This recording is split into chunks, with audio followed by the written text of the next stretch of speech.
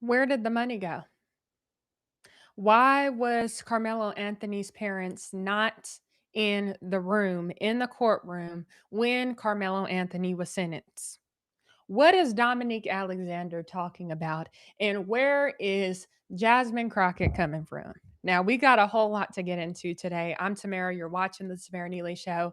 I would like to welcome back all my returning subscribers. And if you're new here, I would like to let you know I'm happy you're here. Now, quickly before we get into this, let's get into a word of prayer because on this show, we believe that prayer is our first resort and not our last. Also, I'm launching the store today. Yes, as you can see, I'm wearing the women's shirt. I'm going to show you the men's shirt later. Welcome, welcome, welcome. Now let's get into a word of prayer. Lord, I thank you for today. Lord, I praise you and I thank you for allowing me to get home safely. And thank you just for everyone watching this. I pray for the Metcalf family, the Anthony family. Lord, I just pray that the truth sets them free. In Jesus' name, amen. All right, y'all. So welcome in, welcome in. Let me know if you can hear me and you can see me. This is my first time using this app to go live, and so I want to make sure that you guys can see me. Let me see if I did this right.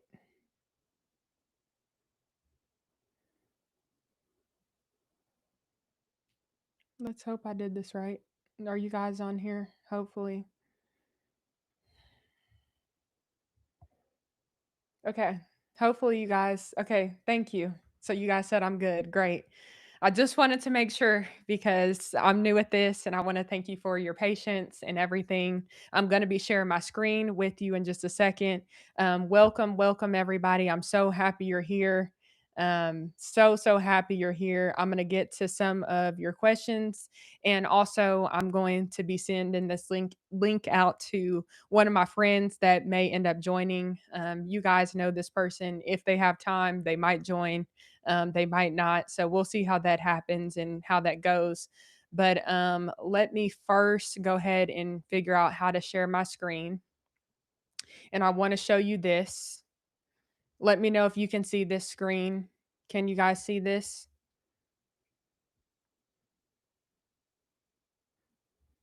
Let me see.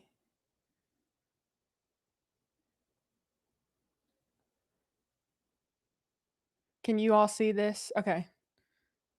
I think there's a lag and I'm still getting used to this. So all right. So hopefully you all can see my screen. The New York Post is reporting that Carmelo Anthony claims he's penniless, can't afford lawyer for appeal despite pocketing $625,000. We know that that came from his gifts and go. And now like he said, he's penniless. And I'm wondering where is the money? His parents said that the money that they were raising um, all this time for the past year from his gifts and go, from technically Kayla, his mom's gifts and go, was supposed to be going to Carmelo Anthony, his expenses, his trial expenses, also apparently their lifestyle, which is crazy. And people are saying that they were using that money to make big purchases like buying a home and new cars and so on and so forth. I don't know if that's the case, but I mean, I don't know. It's just like, where's the money? If that's not the case, then where is the money? Where did it actually go? Because right now, your son is sitting in prison, and he has no money for his new defense that he's going to need for his appeal. And that shouldn't be the case at all. Let's be real. And so that's what's basically going on right now with Carmelo Anthony himself. And then also, Carmelo Anthony's new mugshot came out. And on my ex, I had reported on this, which I think you guys can still see my screen. So I'm going to show you guys something that I posted on X. Um, Welcome everybody who's just joining. So if you don't have me on X, be sure to follow me on X. You can find me at the Tamara Neely. Also, my username is TNNEALY02. And I've been reaching a lot of people on X lately. So shout out to all of you guys on there who have joined me because of X, or you're just one of my subscribers who have known me on YouTube for all this time and you're just now aware that I'm on X. Now, I made a few posts that I want to share with you guys. One is that I said I posted this today, and I posted it 5 hours ago, and it says "same look, different day." And I said, as I sat in the courtroom observing Carmelo Anthony, I watched him carefully. People have wondered why the defense didn't put him on the stand. After watching him throughout this trial, I think I understand why. And those of you who have been following my coverage know what I mean by that. When I saw Carmelo, I kind of reflected on it. I remember seeing him with the ankle monitor on. I remember just observing the fact that he was shaking throughout the trial. He seemed like he didn't really show, he wasn't showing too much emotion, but when he was nervous or if he was stressed about something, he would shake his knee. And he just seemed there would just seemed to be something like deeply off with him. And I understand that one of the reasons why he seems off is because obviously he murdered somebody. He took someone else's life.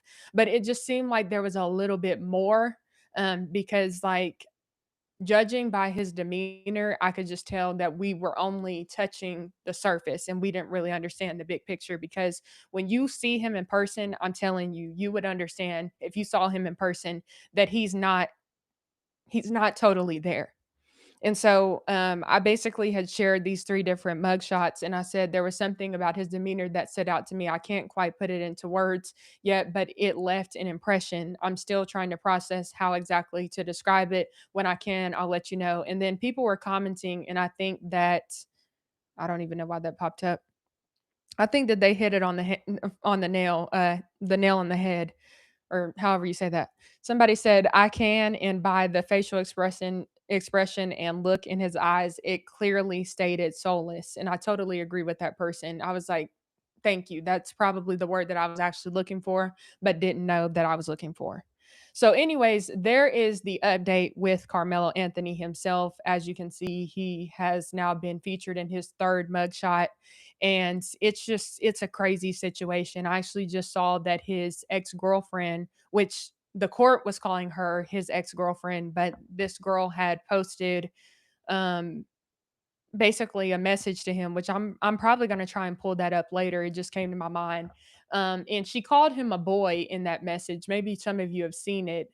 She posted a Snapchat and she was just like posting memories and saying sweet boy this, sweet boy that. And I'm thinking to myself, um, that's interesting. Like Carmelo Anthony is not a boy. He's a grown man. He's 19 years old. If I wouldn't call if I was dating somebody and they were my boyfriend, I would not call them boy. Like that's just he wouldn't be, your boyfriend shouldn't be a boy to you. If you feel like he's a boy, then maybe he shouldn't be your boyfriend. But that's just my opinion. But anyways, Jeff Metcalf had posted this um or excuse me, Sarah Fields and Sippy Cup and also Jinx had interviewed Jeff Metcalf and allowed him to kind of say his piece and say how he was feeling about everything. Because if you know Jeff Metcalf, you know that he is very much so expressive. And let me know if you all can see my screen. Can you see Jeff Metcalf on the screen right now? I I'm looking at my live right now and I don't see it popping up yet, but can you guys see it? Maybe I'm running a little bit behind as far as what is visible on my end. Can you all see Jeff Metcalf on the screen? Let me know, please.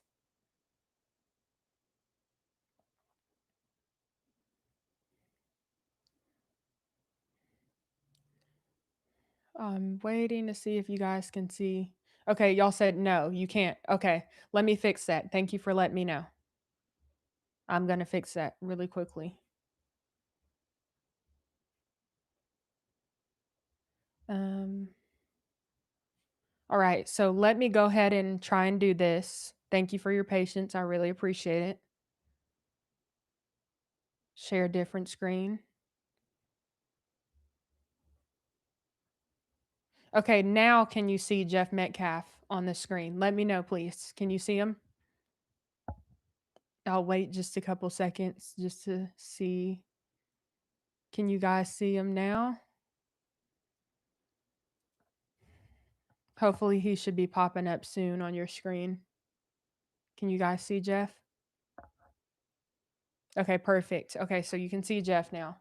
I'm going to go ahead and full screen this. All right, awesome, awesome. Thank you for being patient with me and helping me through this. I'm glad you guys can see him. All right, so I want to take a look at this clip from the interview that Sarah Fields, and Sippy Cup, and also Jinx had did with Jeff Metcalf, and then hold up. Hopefully you guys can see fully. Okay. And then I want to let you guys know that I'll eventually share more of his interview on the channel. I'll probably upload that tonight when I get off of here, because I did get a chance to get a lot of the interview um, before they ended the live. So hopefully I'll be able to share it on here as well. Shout out to Sarah Fields. Shout out to Sippy Cup and Jinx for hosting Jeff Metcalf and giving him a platform and an opportunity to state his piece and share his piece, because anybody who has observed Jeff from afar or close up knows that he's a very expressive man. He's also very smart. And a gag order was put on him and other people who were close to this case, like the family, of course. And it was because the judge said that that was best. And for a year, Jeff Metcalf basically was not able to really express how he was feeling. And I know that was so hard for him. I know it was so hard for him. But now he does have the opportunity to express himself. And I'm so glad that he's got this opportunity, and he's basically been sharing how he's more at peace than he has been this entire time, which is good. Well, I want to take a look at this clip, because in this clip, Jeff Metcalf is going to call out Carmelo Anthony's parents, and he's going to share a message with them. Check this out. Drew Anthony, Kayla, you're cowards. You wouldn't even show up for your son's sentencing or victim statement impact. You abandoned your kid. You left him there. I guess he's no more use to you because you can't get any more GoFundMe money or Go money. You are grifters. You should be ashamed of yourself. You raised that child. And I swear to God, CPS to come check on those other three that you still have. Whoa. You never once admitted or took accountability. You tried to play victim. The real victim is the one who died, not the one who shoved a knife in his chest. Mm-hmm. I come to pray with you and show the world we can close the gap of this unbelievable racial divide. And what'd you do? You widen the gap even further. You hire a convicted, baby shaking felon who's only in it for the money, who gives you bad advice, kicks me out of a press conference. Oh, funny. I was somewhere I wasn't supposed to be, but I left when asked. I didn't stab anyone. Mm. And then you proceeded to gaslight me with your convicted felon, quote, advocate, minister? Minister of what? Minister irrelevant? Minister of bullshit? Mm. How about minister fuck you? Y'all think I'm a saint? I'm no saint. I'm as human as you. I have emotions. Just because I'm a Christian doesn't mean I don't sin, because I don't walk on water and I don't turn into wine. All right. Well, now that you've seen that, do you blame Jeff Metcalf? Do you blame Jeff Metcalf for saying what he said to Carmelo Anthony's parents? Me personally, I think that, like I said, he's been holding in a lot of emotion for the past year, and I don't condone any. I guess I don't condone expletives at all. However, I understand where he's coming from, and I understand that he's in a lot of pain, and these people have turned him into something, or at least tried to turn him into something that he isn't, saying that he's a racist and that he doesn't like black people, and that his sons are bullies and he should have raised his kids better, and all of this stuff. In all reality, Austin Metcalf is the victim. Let's be real about that. Carmelo Anthony is not the victim in this situation. Austin Metcalf and his family are the victims. And for the past year, the Anthony family has been raising this fraudulent uh, give, send, go money, making it seem as though their son had a legitimate self defense claim, which anybody in that courtroom knows that he did not have a legitimate self defense claim. If he did, his lawyers would have been trying to convince each and every juror in that room that he was in danger. He felt in danger and in fear for his life in that moment. And that was not the case. What the lawyers were trying to convince the jurors is that track culture was a part of track culture is people going to other people's tents. It was like they didn't even really take the time to fight for Carmelo, in my opinion.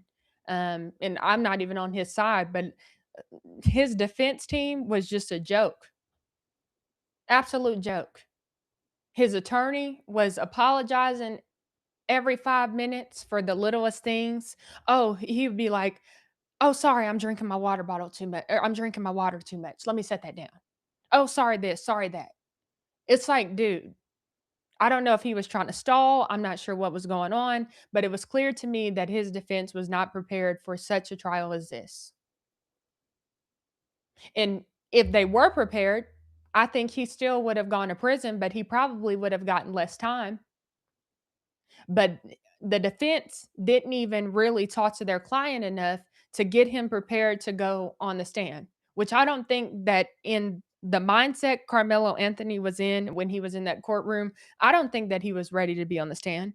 But maybe it could have been different if the defense would have prepared him and kind of coached him about how he was appearing in that courtroom. Because I'm telling you, he seemed very emotionless. The only emotion we saw was when he would start shaking his knee because somebody was on the stand telling the truth about what was going on with him and what he did. But other than that, we weren't seeing much emotion out of him. We weren't connecting with him. And I was just in the audience. I'm sure the jury wasn't connecting with him either. But who the jury was connecting with is the Metcalf family. That is one thing that is for sure.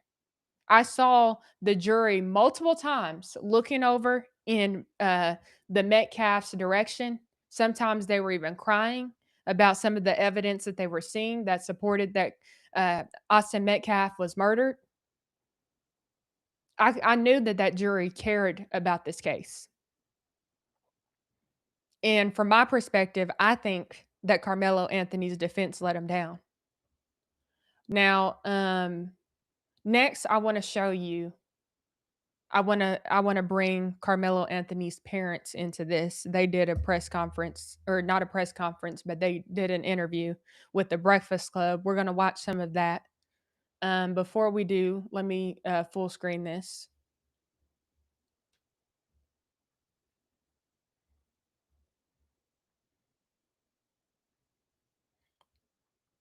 Before we get there, I want to thank you all for joining. First of all, thank you all so much for hanging with me this past week as I was in Texas reporting on Carmelo Anthony's trial. I'm happy to be back here in my studio. Man, we went through a whole lot, didn't we?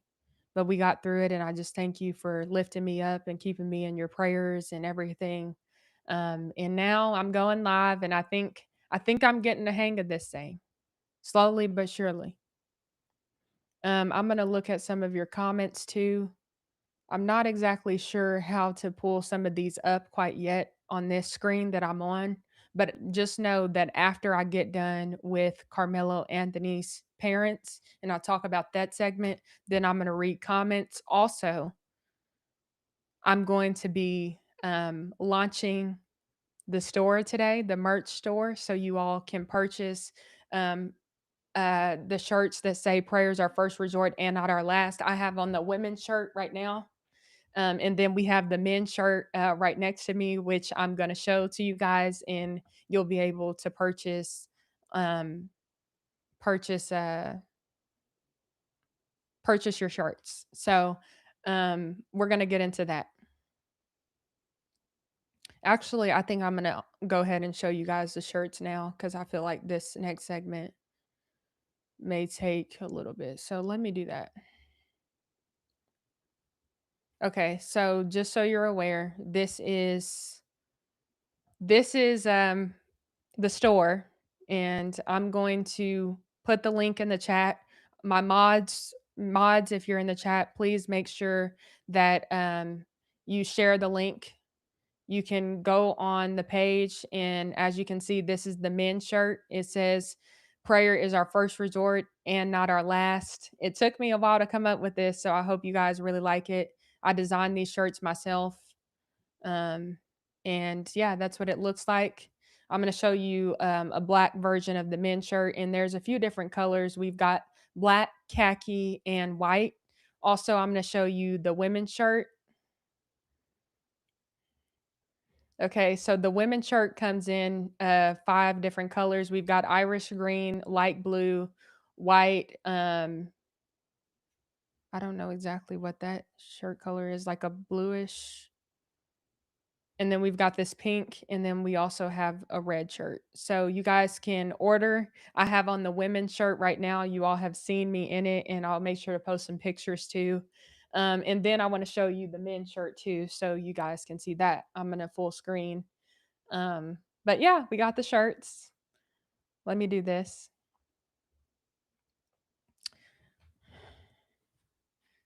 I hope you guys like them. This is the men's shirt, and it says, "And not our last." I like the quality of these shirts too. This shirt is very high quality. So make sure to grab one. I'm going to show you what mine looks like, the women's shirt. I'm going to stand up really quick.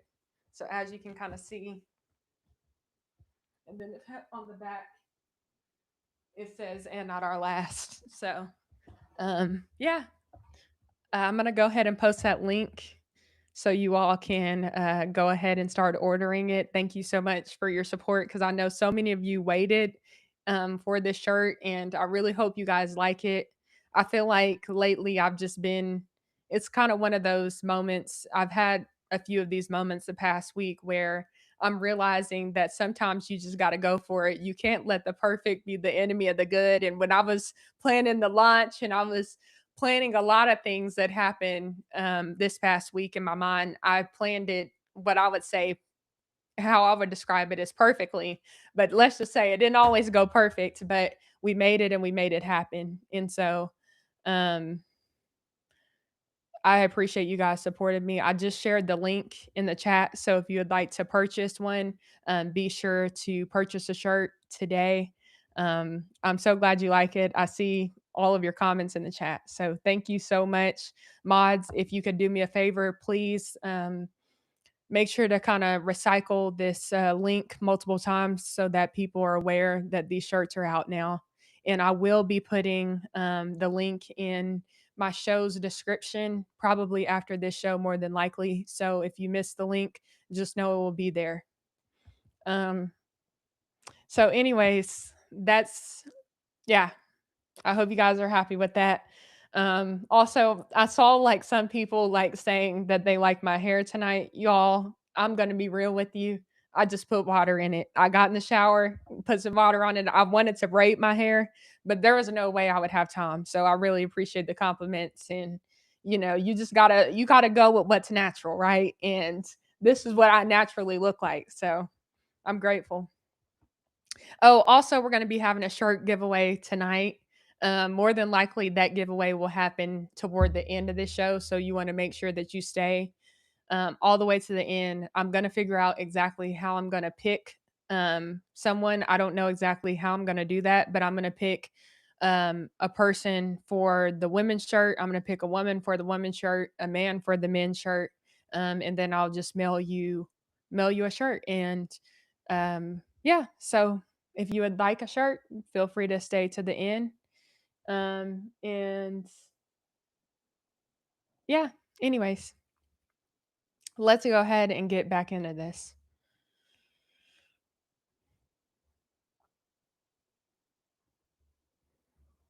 All right. So here we go. Let me know when you all can see this screen, please. Right now, you should be seeing a screen with Carmelo Anthony's parents on it. Please let me know when you can see that screen. I'm going to wait until I can see you guys letting me know in the chat.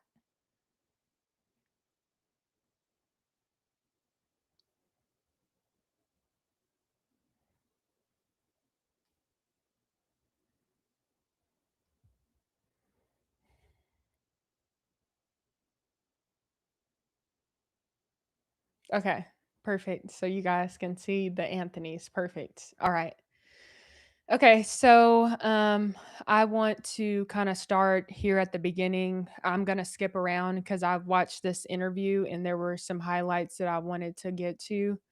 Um, but I'm going to let it play out for about 2 minutes first, and then I'm going to start skipping around to where I want to comment. So, just so you know, Carmelo Anthony's parents were interviewed by the Breakfast Club. This is how their interview played out. Let's check it out. Every day I wake up, wake your ass up. The Breakfast Club. Y'all finished or y'all done? Well, good morning, both of you, Drew and Kayla. Thank you so much for joining me this morning. How are you guys holding up? I mean, right now we're in a nightmare. Doesn't feel real. We've been up all night crying, praying, waiting for family to come in. We have some family who has made it. We just right now lost for words, waiting for him to give us a call as soon as possible. So you haven't heard from him just yet? We heard from him yesterday. He actually suffered from seizures, so we actually have to bring his medicine to the courthouse. So we're waiting for him to give us instruction to get there. We know Carmelo from the courtroom, but tell us, who is he? What kind of person is he? What kind of son is he at home? He is a wonderful son. He's a wonderful student. 3.7 GPA, worked 2 jobs. I'm sorry, baby, for cutting you off. He was actually taking online classes during all of this and still held a great GPA going through this traumatic time. He was a kid. If I didn't say it, he was a captain of his track team, football team. He was working 2 jobs. He actually saved the kid life. That the mom, he jumped in the pool, and saved the kid life, which was amazing. I didn't know how great he was until this tragic. I want to add some. Let's pause because I'm not trying to get a copyright strike for one, and two, I can't let this go on without acknowledging the fact that Carmelo Anthony's parents. I can't take. I can't take what they're saying. It's not that I don't feel bad for them, because I mean, even though I don't agree with what their son has done or how they've been acting, of course I'm human, so I do have emotion and I do feel bad for them, right? But then there's that part of me that's just like, it's clear that they're grifting, and that they haven't truly been there for their son at times when he's really needed them, like during the sentencing. And then also, it appears as though they've spent all of the money, because why does their son not have enough money for another defense? Why is that? To me, that doesn't make sense. And it kind of goes to show that either his parents have been irresponsible and mismanaged the money, or they're just keeping the money from him. And that's not right. From my understanding, Drew Anthony works in the finance industry. So he clearly knows how to handle finances. Why does he not have money for another defense? You mean to tell me that he spent almost $1 million on his defense? No. Seems like the money has gone somewhere else. And the question is where? Also, I heard while I was in the courtroom that Carmelo Anthony does have seizures. I heard that from a Carmelo Anthony supporter that was sitting next to me. She told me that he has seizures randomly, and that's why his mother allegedly would stay at home, is because he had seizures. And like I said, when I saw Carmelo, to me, it's like, I don't know. They're making it seem as though he had almost a 4.0 GPA. Dominique Alexander said 4.0, but his parents said 3.7. And then also, they're making it seem as though he had 2 jobs, which he did, but it's like they're making him seem as though he was, like, such a responsible kid and everything, and maybe that was the case, but if that is the case or was the case, why does he act the way he does? Like, in that courtroom, he wasn't showing, like, any emotion except for the shaking and obviously when he started crying when he found out how much that he was found guilty and he would be going to prison. Where Why doesn't their son show any sort of, like, human emotion in such a why didn't he show, like, human emotion in that moment? Throughout the entire experience, it just seemed like he was just, like they said, soulless. I don't understand that because here his parents are making it seem as though he's just a normal kid who works hard. So clearly there is a disconnect. And as I go on and I hear Drew Anthony talk about Carmelo and how he was, I'm like, hmm, this makes sense why you're so delusional. They don't want to accept that their son is not entirely who they thought he was. They're still believing their son is still the 12-year-old or however old he was when he saved somebody's life. From my understanding, that was when he was like a really little kid and he did that. So in their minds, they're still thinking he's that same person, but that's clearly not the case. He murdered Austin Metcalf. Things to that. At home, he loves cooking, whether it's in the kitchen, outside, grilling. He makes the best hibachi. He loves running routes and playing soccer with his younger brother Kingston. He has a brother named Andrew. He's 12, and Andrew is into doing science experiments, and Carmelo loves helping him with science experiments. He loves putting Legos together with his girlfriend. He's just a lovable, sincere child. Yeah. You know, do you feel like the world, you know, just going through this trial got an accurate description of who Carmelo really is? No, we've come to find out, which we were before all this, we were a family that basically stayed to ourselves. We were very close knitted. My wife's at home. She stays at home. I was working, and we didn't know how cruel the world could be. Mm. They have his face plastered all over it. After he was, while he still was a minor. Mm-hmm. And it was like, everything was happening. We was getting threats. They doxed us. I was so clueless and so involved in work. I didn't even know what doxing was. They put our address online. And so we had people coming to our home. So we never had to leave in our home. Like they had us in some type of like, what is it, protective thing, whatever, to get us, you know, to keep us safe with our other kids. The world right now, it sounds unbelievable, the things that he accomplished before this tragic accident. Like it will really mess you up. And as me being a father, I didn't realize, like him saving a life. I just, as a father, I got caught up in, hey, that's what you're supposed to do. That's your expectation. You know, being a man, hey, that's what we do. We move on. Like him working, hey man, you're supposed to have a job. I was trying to, he was, you know how it is that young. It was like, with your girl too much, man. You need to get a job, get a hobby. So he's working, but I kept him busy too. And this whole situation, is the reality of this is that somebody literally walked in his life. Mm-hmm.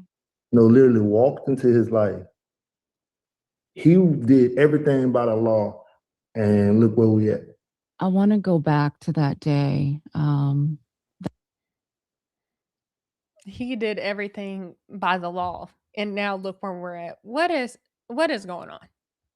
Now, later in this interview, Drew Anthony mentions that they were delusional, and he gives an explanation as to why he believes that. And basically, it has to do with the fact that white lawyers were hired to represent Carmelo Anthony. But what he's failing to realize is that he's completely delusional about this whole situation. When I saw how Drew Anthony was reacting to what was happening inside of that courtroom, I knew he was delusional because he was acting like he was completely shocked about everything going on. And I'm just like, I understand that you love your son. I do get that because every parent loves their kids for the most part. Like most parents love their kids and they're willing to do like anything for their children. But it's important when you're raising your kids to teach them the difference between right and wrong and hold them accountable for their actions.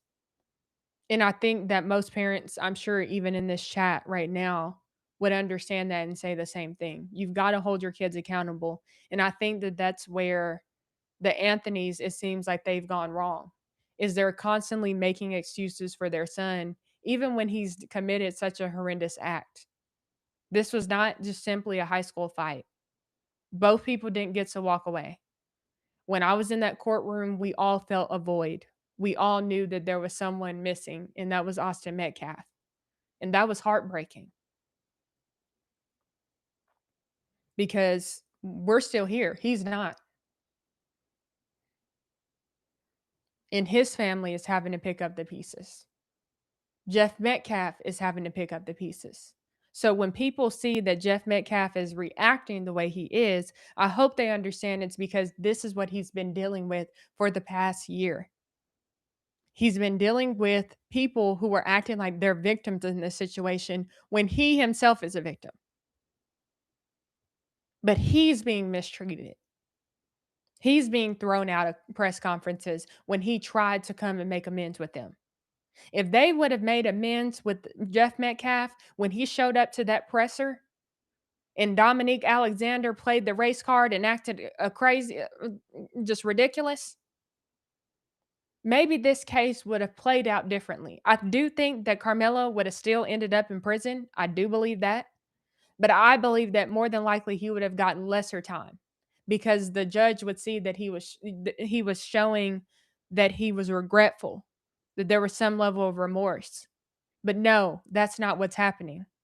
And they're wondering why they're changed mentally. They're wondering why they're feeling this distress. They would feel, I'm sure, somewhat better if they would tell the truth because we know the truth is what sets you free. Instead, they're pushing this lie and they're making it seem as like though all of the kids lied, all the students lied on the stand, which they're not going to recall um, every piece of what happened completely accurate. This happened a year ago. It happened very quickly. They were emotional. A lot was going on. They're not going to recall that, um, you know, 100% accurately. But all of their stories were very similar. Were there little discrepancies here and there? Absolutely. Some people could remember more than others could, but the gist of the story was the same. Carmelo Anthony entered the tent. He was sitting in the back in the back, and they were like, "Who are you?" Austin's like, "Who are you? You can't be in here. This is our tent." Carmelo Anthony says, "Touch me and see what happens." He constantly was saying he's not going to leave. 15 times he was asked to leave. Next thing you know, they're talking about Austin and his group are talking about I believe it was football. And next thing you know, Carmelo's like, "Y'all suck." And they're asking him to leave, and it seems as though he continues to provoke them into getting into some sort of conversation. Then he's acting like he was genuinely reaching in his bag, and they didn't know what he was reaching for. Next thing you know, he says, "Touch me and see what happens. Punch me and see what happens." See, all of this see what happens type of stuff. And notice that a lot of that was happening even on the ground when I was covering Carmelo Anthony's trial live. I was on the ground and I was threatened multiple times. And I remember this one man who threatened me, and he said, "Play with me and see what happens." And I'm thinking, first of all, I didn't even do anything to you. You're not on camera. Because he thought I was recording him. I'm like, "You're not on camera." He's talking about play with me and see what happens. A grown man who's more than likely over 20 years older than me, talking to me that way is just very disrespectful. But he was doing that. And so clearly Carmelo Anthony attracted a crowd of people who are willing to speak to people like that. And it's just so unacceptable. So I see kind of where he's got this behavior from. Next thing you know, Carmelo Anthony pulls out that knife and stabs Austin right in the chest. And from what the witnesses are saying from in the courtroom, as soon as Austin went to push him is the moment that Carmelo stabbed him. This was not self-defense. It's not like Austin was punching him down or something. That didn't happen at all. What happened is that Carmelo already knew he was going to take Austin out. He just wanted him to put his hands on him so he would be able to say it was self-defense, even though he knew he should have just walked away. That is pure evil. You don't do that. And Carmelo didn't even start crying about the situation. According to the coach who was there, which I was in the courtroom, I heard the testimony. Carmelo was he was completely calm before the coach said what happened. And then Carmelo said, "I told him not to touch me." And then next thing you know, the coach said, "Well, you better hope he didn't die, because if he did, your life has changed forever." Next thing you know, Carmelo starts crying. But he wasn't crying before he realized he was caught in a lot of trouble. Same thing that happened in the courtroom when those students were given testimony. Carmelo Anthony wasn't crying then. He wasn't upset then. He didn't think he was doing anything wrong then, but as soon as he heard that he was about to go to prison, all of a sudden he's going to start crying. This has always been about him because he is selfish. And that's all there is to it. And I hate to say it, but it's true. He's acted selfish the entire time. It's been about him the entire time. He hasn't cared about anybody else's life but his. And then his parents want to get on here and play victim. They didn't even acknowledge that Megan Metcalf and Jeff Metcalf, the parents of Austin Metcalf, have been through a tragedy. Immediately, they got into what they're going through because this has always been about them. And then wants to wear #Believe Carmelo shirts. That day, that track meet, were you guys at the event at that track meet on April 2nd? No, we were not. I was actually supposed to go to the track meet, but the weather was so bad. I just stayed home. It's like, "Mama, don't come. Just stay home." Mm-hmm. And now, looking back on everything, I wish I was there. I regret not being there for my child. Mm. When did you hear the news that there had been an incident that day? I received an email saying that there was an incident. No phone call, no anything. You know how my instinct was because Karmelo, he's the type of child to let me know everything that's going on. And it wasn't like him to not call me and tell me what was going on. So when I received the email, we have Life 360. So I went into Life 360. I'm like, wait, they said the buses made it back to the school, but Karmelo location is still stating that he's at the stadium. Like, what's going on? So I headed to the school, and that's how I found out what happened.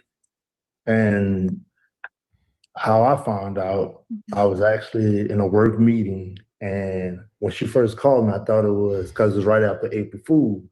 I was like, "Oh, y'all playing this?" Because he doesn't. This is not him. Yeah. So I was on, oh, you playing, all right, whatever. But she was like, no, he was involved in the stabbing. So when we heard that, I didn't know what happened at the time. And they kept us from everything. Like they kept us, so we running around from place to place, place to place. And it was everything was just moving so fast that day. I never forget. It was just like everything. Then once we found out and he went to his bond hearing, the next day, somebody doxed us. Mm. It's hard to watch this. I think I'm about to start clipping, or not clipping, but I'm going to start skipping through to get to the parts that I want to comment on, because as you can see, they're just going to continue to play victim. I don't know why they were even asked when they found out or how they found out. What does it matter? Their son murdered somebody.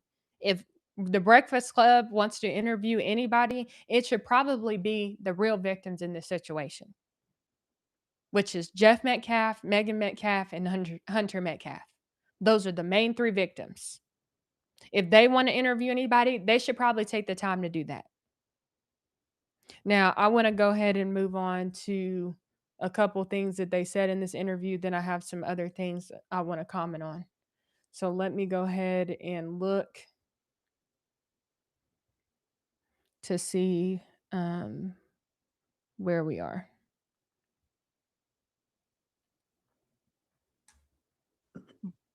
How big of a role do you guys believe that All right. So this is the next part I want to get to, because as you can see, they go on and they, are obviously upset, and I can't continue to watch that. I can't. I'm just not going to. But I want to get to these parts because obviously these are some of the viral moments from this interview. Now, she's about to ask them how much do they think race played a factor in this. Check this out. I was made up already. How big of a role do you guys believe that race played into how this case was publicly viewed and how this outcome, this sentence was handed down? It played a big part. Race, politics, all that. I'm like, man, the kid don't even vote. How he got into the fight? It was a ladies talking about the left side and the right side. Like, what? These are kids. They put I feel like you had a certain group that of course, they go blame us, that strategically made this about this because they knew they could do that smear campaign. Like they said, we went and bought a new car and house. Yeah. And it hurt with me without my people. My people really believed instead of them going and doing their proper research. They had people really bashing us. I'm like, y'all really believe that? Who could buy a house in 4 days? Buy a house in 4 days. I know we may sometimes we may not make the right decisions, but come on now, like that didn't even make sense. They said it was doing on extravagant trips. There's a lot of things that they did to us that just, There was a lot of misinformation that was going around, especially, in the beginning. And, I know your family had to move a couple times because you were doxxed. And, I can't even imagine how Karmelo going through that, trying to finish school, fighting, for his freedom. And you guys have other children, so much on you as parents. How's your other children handling this? I'm just like, are we serious? Like, they're acting this way on camera, but I'm telling you, if you see the Anthonys in person, I'm gonna give grace because I understand they're in a stressful situation. But after seeing them in person, I have no words after actually interacting with them. I have no words.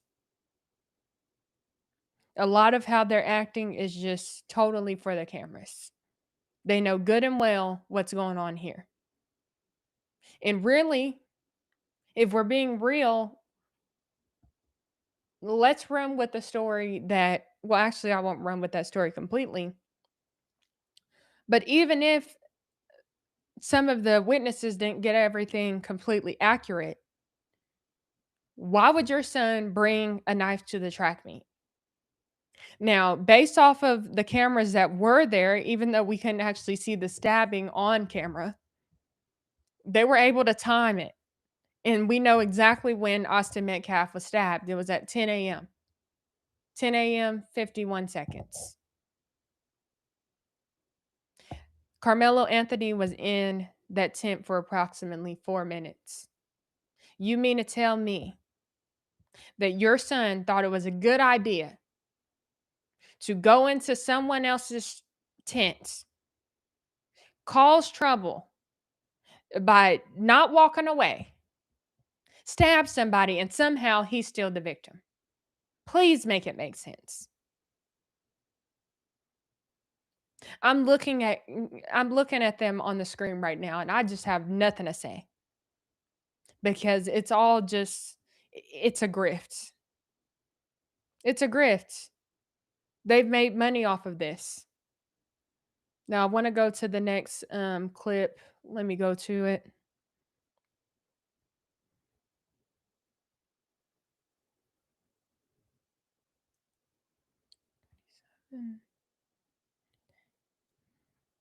Let's see if this Doesn't is feel Rose. real. We feel like, I mean, it just don't feel real. Oh, and He's a something bit else I want to add. This case had nothing to do with race. Austin Metcalf has several black friends. I've seen them, I've met them. So race has nothing to do with this. This has everything to do with right and wrong. Young boys, young high school boys, they've got a lot of energy. And obviously a lot of testosterone. There's a lot of emotion. There's a lot of, all of that stuff. And I get it. Guys go back and forth. Men are more likely to fist fight than women are. I understand all of that. But nobody should ever bring a knife to a fist fight. Fight it out like a man. He was talking that noise like a man. He needs to be able to fight it out like a man. And look his victims in the eye. Because as you guys know, Karmelo Anthony wouldn't look, he looked Hunter in the eye for a split second, I think it was, is from what Sarah Fields reported on, I believe. But he wouldn't actually take the time to look him in the face and let him say his statement. He wouldn't do that for the Metcalfs. If he's so tough and he can stab somebody in the heart, he should at least be able to look the family in the eye. And he needs to keep in mind that when he is up for parole, they're going to be looking at how he acted now. They're going to be looking at how he acted throughout the trial, how he acted in the sentencing, how he acted through the victim statements. And they're going to remember that he did not show any remorse. And I pray that he changes while he's in prison. But I'm just saying that's going to be remembered. Now, whether that be a thing of the past at that time or that be a thing that is still relevant, well, obviously, it's to be determined. But they're going to look at how his parents acted as well. kid. I mean, the receipts show that he wasn't a YN. We as adults, we're not helping with the YNs, and I know we could look at the tragedy that happened, but it was by the law. Mm-hmm. The law supposed to cover us. So anybody who feels any way different, I honestly feel like, I mean, it's okay when as long as the devil don't knock at your door. Because I was clueless like that too. Hey, man, it never happened. It would never happen to me. It would never happen to us. Because, we stayed in our lane. We worked. Nice neighborhood. We were doing good, but these people basically made it their. We just had comments to where people said, "Yeah, we sending y'all back to the hood. We sending y'all." Yeah. Now, according to Karmelo Anthony's father, he wasn't a YN. Well, sir, you may have thought your son wasn't a YN, but he was at least a wannabe YN who turned into a real YN. Because YN stab people for no reason. So, once again, this kind of goes back to the delusion. Hey, y'all don't deserve what y'all have. He said it in court yesterday. Forgot. He said that they told my son to look at me when I'm talking to you. Who said that? The dad, the son, both of them said, "Look at me while we talk to you." Like, oh, it's gonna come out. They said, "Look at me while we talk to you." What? Yeah, So the dad, Metcalf's father, said that to Karmelo and the son. The son and the came son. out. The son came out. He eventually got to understand for the impact statement, but he didn't want to get on the stand, and I even tried to get people to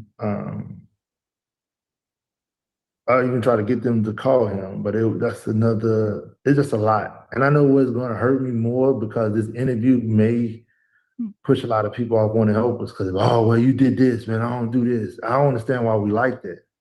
Like, we all fighting for the same goal.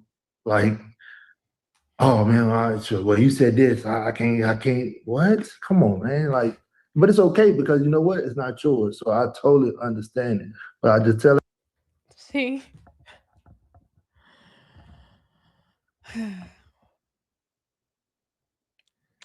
Wow, wow, wow. Hunter Metcalf had nothing to do with the fact that Carmelo Anthony decided to stab Austin Metcalf in the heart. Hunter Metcalf didn't touch him.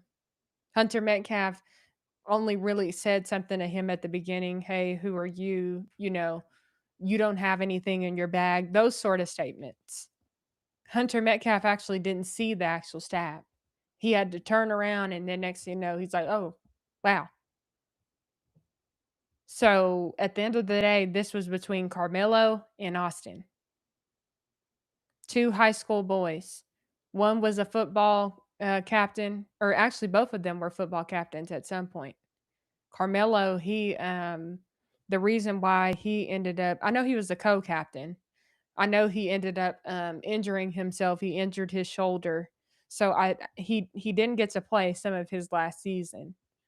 At least after the fourth game, if I remember correctly. But these were both leaders at their school. If Carmelo Anthony was really experiencing bullying and everything, I don't think he would have been the co-captain of his football team. I just don't think that would have happened because, as his coach said, he was voted as football team captain by his teammates. Now, if you want to blame anybody, maybe look really they shouldn't be blaming anybody but their son, of course. But just like the prosecutor mentioned, Carmelo Anthony's coach was very much so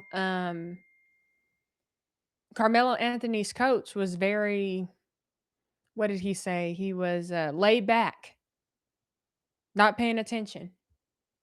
Carmelo Anthony and a couple other teammates were in a dugout when they should have been actually warming up. That was right before the stabbing happened. So there's so much to this. And I don't know why their son decided to do this. I don't know why. Why he decided to bring a knife to the track meet. I don't know why he decided to stab Austin Metcalf in the heart. I don't know why. I think this makes a lot of people sad. I don't want anybody to go to jail if they don't deserve it. But in this situation, Carmelo Anthony did the wrong thing. And it's sad. And it does break my heart. I mean, it's tough all the way around. No, there's no winner in this situation. Both families are losing a lot and have lost a lot. But the Anthonys still get to see their son. Their son still gets to call them mom and dad. Their son will more than likely eventually hug them again one day. Austin Metcalf can't see his family.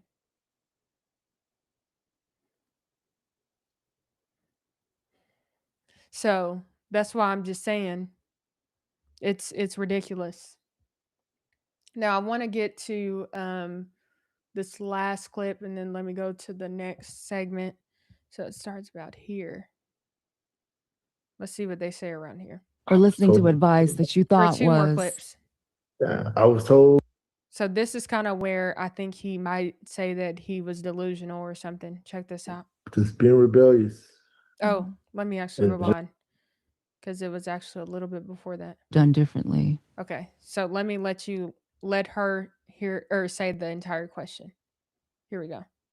so I totally understand it. But I just tell everybody, be careful in case that devil not. You know, and as parents, have you all struggled with guilt, asking yourselves, is there anything differently? I know, Kayla, you said you wish you had gone to that track meet, but as a trial has played out, is there anything that you both wish you could have done differently? I wish I would have been just being rebellious Mhm. and just do what I. You haven't been rebellious? Let's be real. Or listening to told- advice that you thought was, Yeah, I was told don't talk to this person, don't talk to this person. I feel like it was just a setup. Now, like I said, they told us go get white attorneys. Every black person I went to, white attorney. No white attorney, they set them up, pushed them. Hey, here you go. I mean, no objections. It was things was smooth. So because as a father of me being who I am, I got to make sure she's straight. This mama bear, I got to make sure she's straight mentally because if she's not straight, my house ain't straight. I'm not straight. Then so because I got the kids to worry about.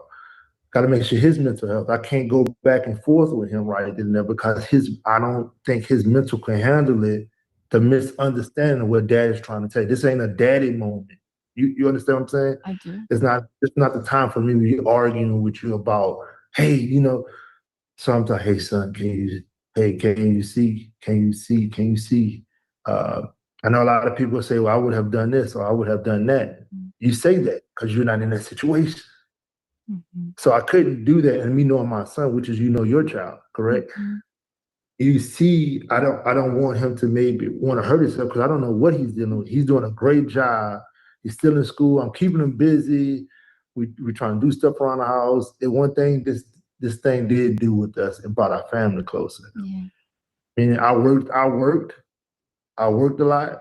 Well, I didn't work that much. I was home. On weekends. But to her, I worked too much. But I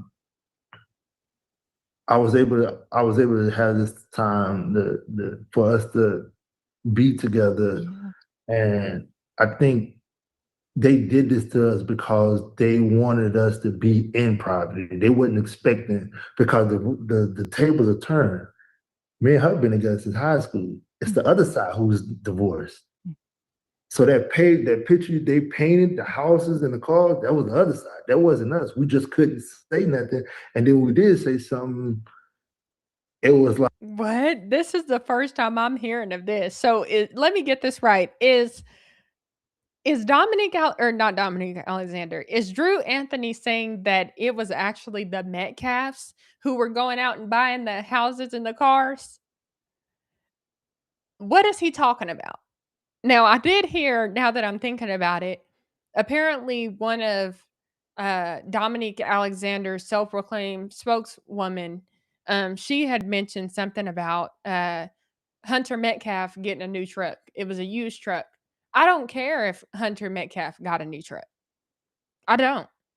Last time I checked, I don't think that they raised $600,000. And last time I checked, I didn't hear that. I mean, last time I checked, they're the victims in this situation. Hunter Metcalf didn't stab anybody. So please make it make sense, sir. I mean, wow. And watching them, of course, I wish this would have played out differently. I wish Karmelo wouldn't have done this because they do seem like they are an American family. Dad's working, mom's at home. So they've got a little bit of, some values that I think are cool. But it's all the rest of the stuff.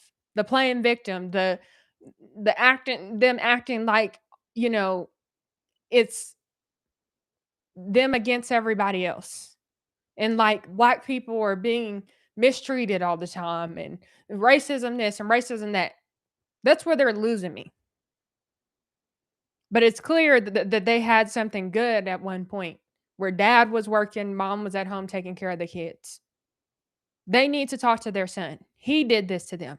Nobody else did it to them. Their son is the problem. He's the one to blame. Like, whatever. Mhm. Yeah, don't go lie. Hey, don't do this. Don't say this. Hey, people gonna say what they gonna say. So that's what. So no matter what we did, we was losing. It was a lose battle. You felt like it was a lose battle. It's Yeah. just And I just have a ridiculous. few more questions for you. I want to. When the verdict came down, what was the first thought that went through your head? I feel I'm sorry. It's really upsetting me watching them. And maybe it may be some of that is because I know the Metcalfs. I'm now friends of the Metcalfs. I know what they've been going through. I've seen their family. I've seen the Metcalfs be so strong. I mean, they are just handling this situation so well, better than so many people would. And so I think that's a part of the reason why I'm so upset hearing the Anthonys act as though they're the victims, because it's so clear that they're not. But I'm going to let them finish this out, then let's move on. I wasn't expecting to cover this part so long, but got to be in the moment, right? my son. Mhm. I feel like, man, I felt like I, and I cried so much. I've held back and I told her, man, I'm that dad, like, hold it up, hold it up to be tight. I said, boy, you broke me. You broke me when it first happened. I never cried as much as I've cried. Mm. And it was just like when I seen him, when he grabbed it, I could still picture that man, what he's saying in there. He said it so smooth. Like the way he said it, the way he read that verdict, it was like, just, yeah, hey, yeah, as such and such, yeah, he's found guilty. It was just comfortable. It was comfortable. You could tell the way he read it was no, like, damn, I'm about to, it was, hey, look. And I told my attorney, like, yeah, we know. The hell you mean you know? But then if I act up, I'm the emotional black man. You follow what I'm saying? Oh, look at him. Then it would have been on breaking news. Oh, he done flashed out. Oh, look that's how they had it. We got him. So I don't think that they're giving the jury enough credit, because in all reality, Carmelo Anthony could have gotten anywhere between 5 and 99 years, and the jury chose to give him 35 years. The jury was very lenient toward him. Very. Because I'm telling you, I've talked to people about this, and we were all saying that he should have at least gotten 40 years. Because in reality, when he is eligible for parole, he's going to be 36 and a half years old, somewhere around there. They're going to see their son again. So they need to stop acting like this, because we all can see that the jury tried to find a middle ground. It's clear. So let's be real. I'm going to play a little bit more of this, and then there's only a minute left. Then let's move on. I had to humble myself. It wasn't just for me and my family. It was for all of us. Because if I would have flashed out the way I wanted to, oh, it would have been all that. You would probably be looking at that. God damn it, everybody done went up there, acted a fool. That's what they wanted. Yeah. So I played their game, and I'm just let you know their game don't work. It's not for us. The justice system is not for us. Okay, I'm done. I thought I would give it a minute, but let's just move on. All right, so you kind of see what's going on there. Now I want to go ahead and I want to see if I can add my friend to this conversation. Give me 1 second. This is somebody you guys know. So I think you'll be happy for this person to join.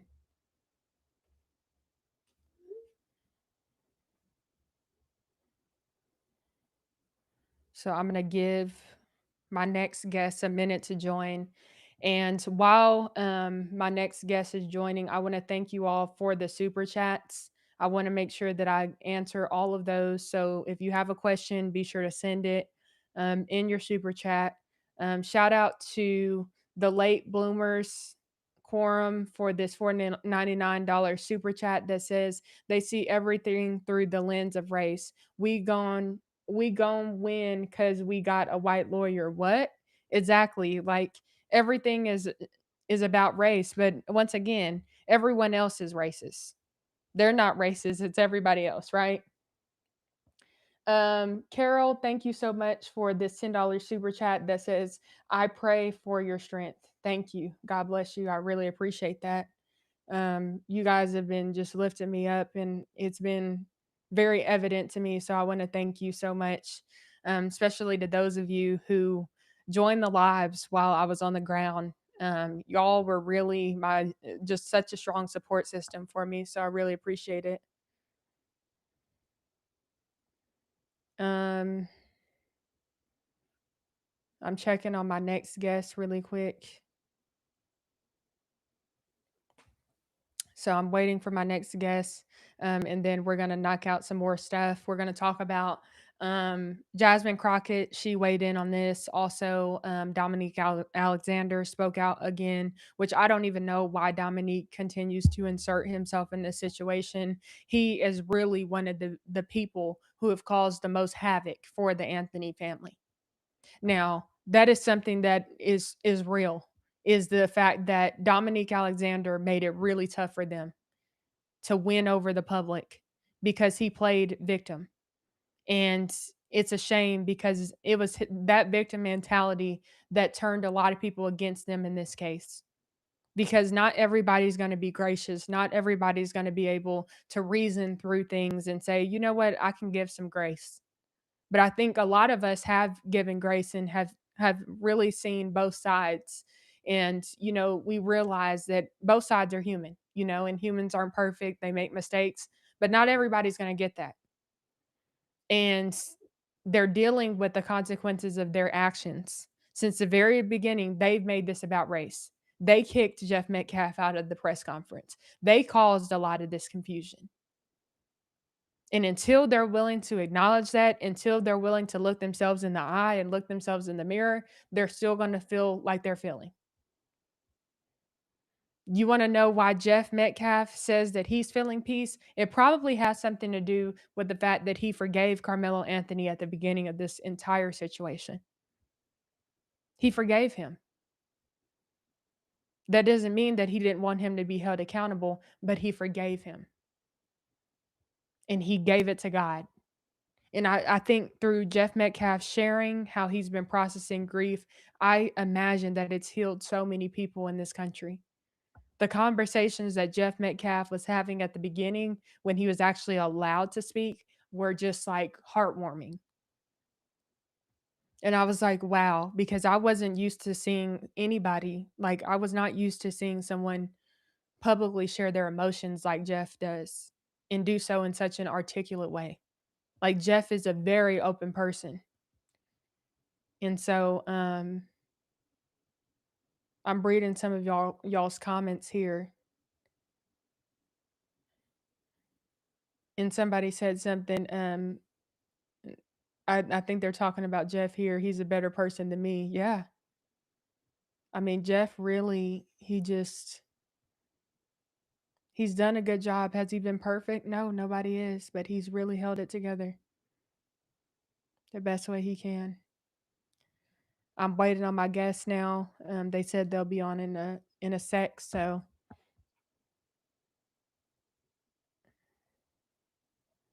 thank you all for being here. Thank you for supporting. While I'm waiting on them, I want to talk to you guys about the shirts. So you guys told me that apparently I'm going to check really quick. You're going to see my eyes kind of moving because I'm looking at something on the back end. So you guys said that basically y'all said that y'all weren't able to actually purchase because it says that it's not allowing it. I will have to figure that part out when I have a second to do that because I don't know exactly what's going on there. I'm new at using this website, so I'll figure that out ASAP. Somebody said, I feel so sorry for Austin Metcalf's twin brother being attacked. Yep, me too. Oh, Jen said, Tamara, I can help you with your site. Okay, perfect. Please DM me on Instagram.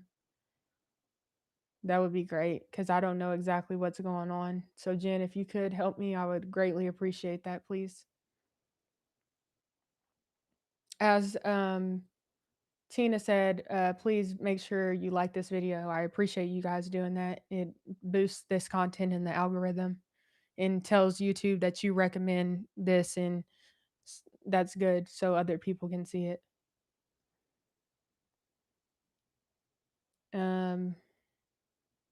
Thank you, Jen. Appreciate it. Yep, just DM me on Instagram, and I greatly appreciate that. Someone said, love from Houston. Shout out to you, Mary from Houston. And yes, you're right, Joan. April, the grandmother, was acting up as well. I didn't know that her name was April, but she was. I don't want to say what happened at the courthouse because I'm really trying to give grace. But I've had some interaction with his grandmother, and she's just. That's all I'm gonna say.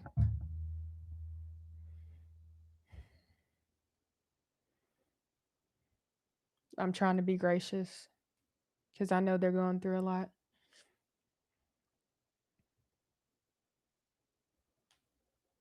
I'm checking on my guests to see if they're almost here. Let me see what else y'all are talking about.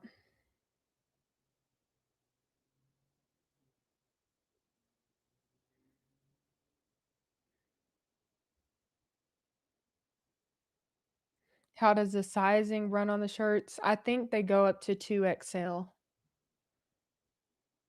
We can go over that again once. Hopefully Jen will message me soon so I can figure this out, and I'm going to work on the back end. Someone said, hey girl, love your hair. Thank you. Like I said earlier, I just put water on it today because I didn't really have time. I want to braid my hair this week. And so I got in the shower and I was just like, forget it. I'm about to just put water in it and see what happens. And this is how it turned out. So I'm grateful. I prefer to wear my hair natural anyway. I'm just like, it is what it is. I used to wear my hair natural when I was a kid, all the way up until I was like a preteen. And that's when I started getting my hair straightened. And then I got heat damage and I had to grow out the heat damage. And it was just a whole crazy mess. If you do have hair like me, like your hair is curly, whether you're black or white, just wear your hair. Like I'm telling you, the curls are cute. The curls are real cute. Just wear your hair. Who needs a flat iron? Like maybe occasionally it's cool, but I don't recommend flat ironing your hair every other week unless you just really want to. But I'm just telling you, it looks better when it's just natural. And not to say you have to wear it naturally curly, because I know not everybody has naturally curly hair, but just like it doesn't see my. Hold up 1 second, y'all.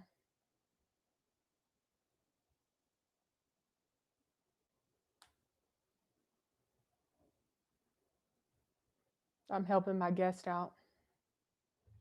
You guys are going to be excited to see this person. I don't want to tell you who it is. Just trust me. You're going to like him. You now know he's a guy, but y'all already know. I think you guys know who's coming on. Who do you all think is coming on?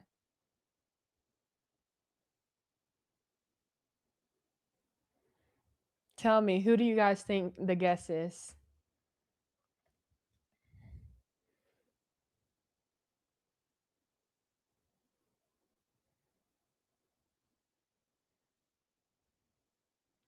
Somebody said Enrique, no. Tina Shay, no. Jeff, no. Oh, he's He's here. here. Hey, Sippy. That's it. Okay. Is it just me or is there an echo? Is there an echo? It might be. I think I'm noticing it.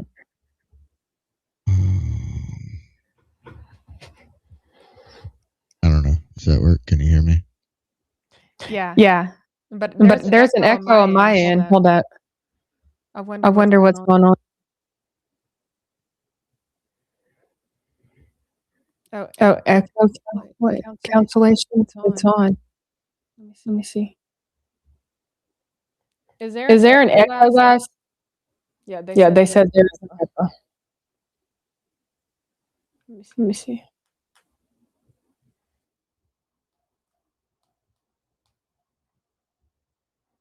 What about now?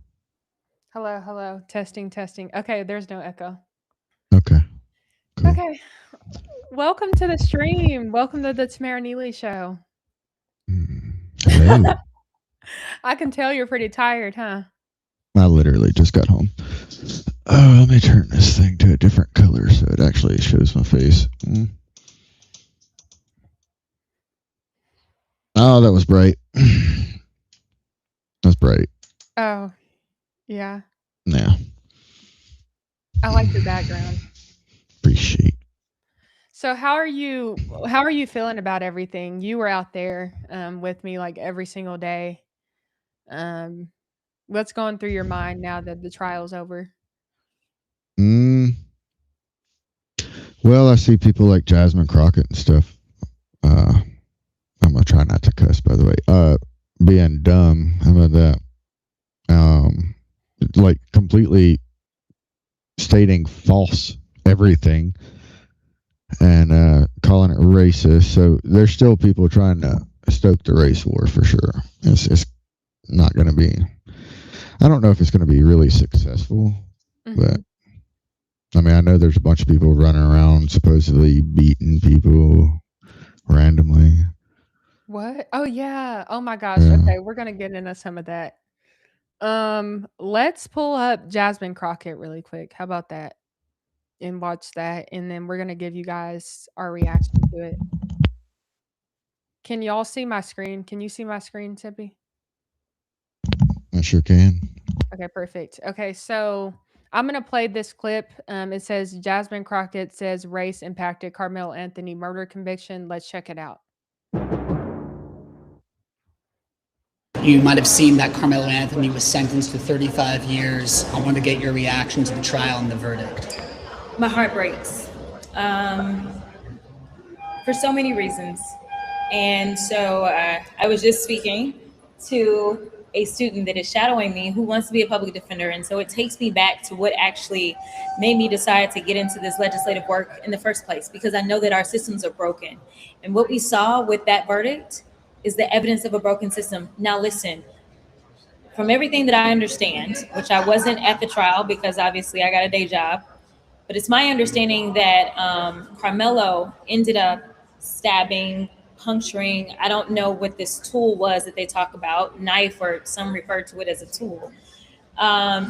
He ended up— pause it for a second, because I saw this comment and it's so accurate. They said, well, she needs a job, so yeah, she's talking about the fact that she's at her day job. But I mean, I have a day job. I'm just saying. Like, okay, I took vacation to do this. Like, what the hell?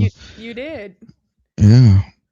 Just so Jasmine Crockett could get on here and lie about what we all witnessed and saw. I know, right? Because it was definitely a knife. It's not a tool. Exactly.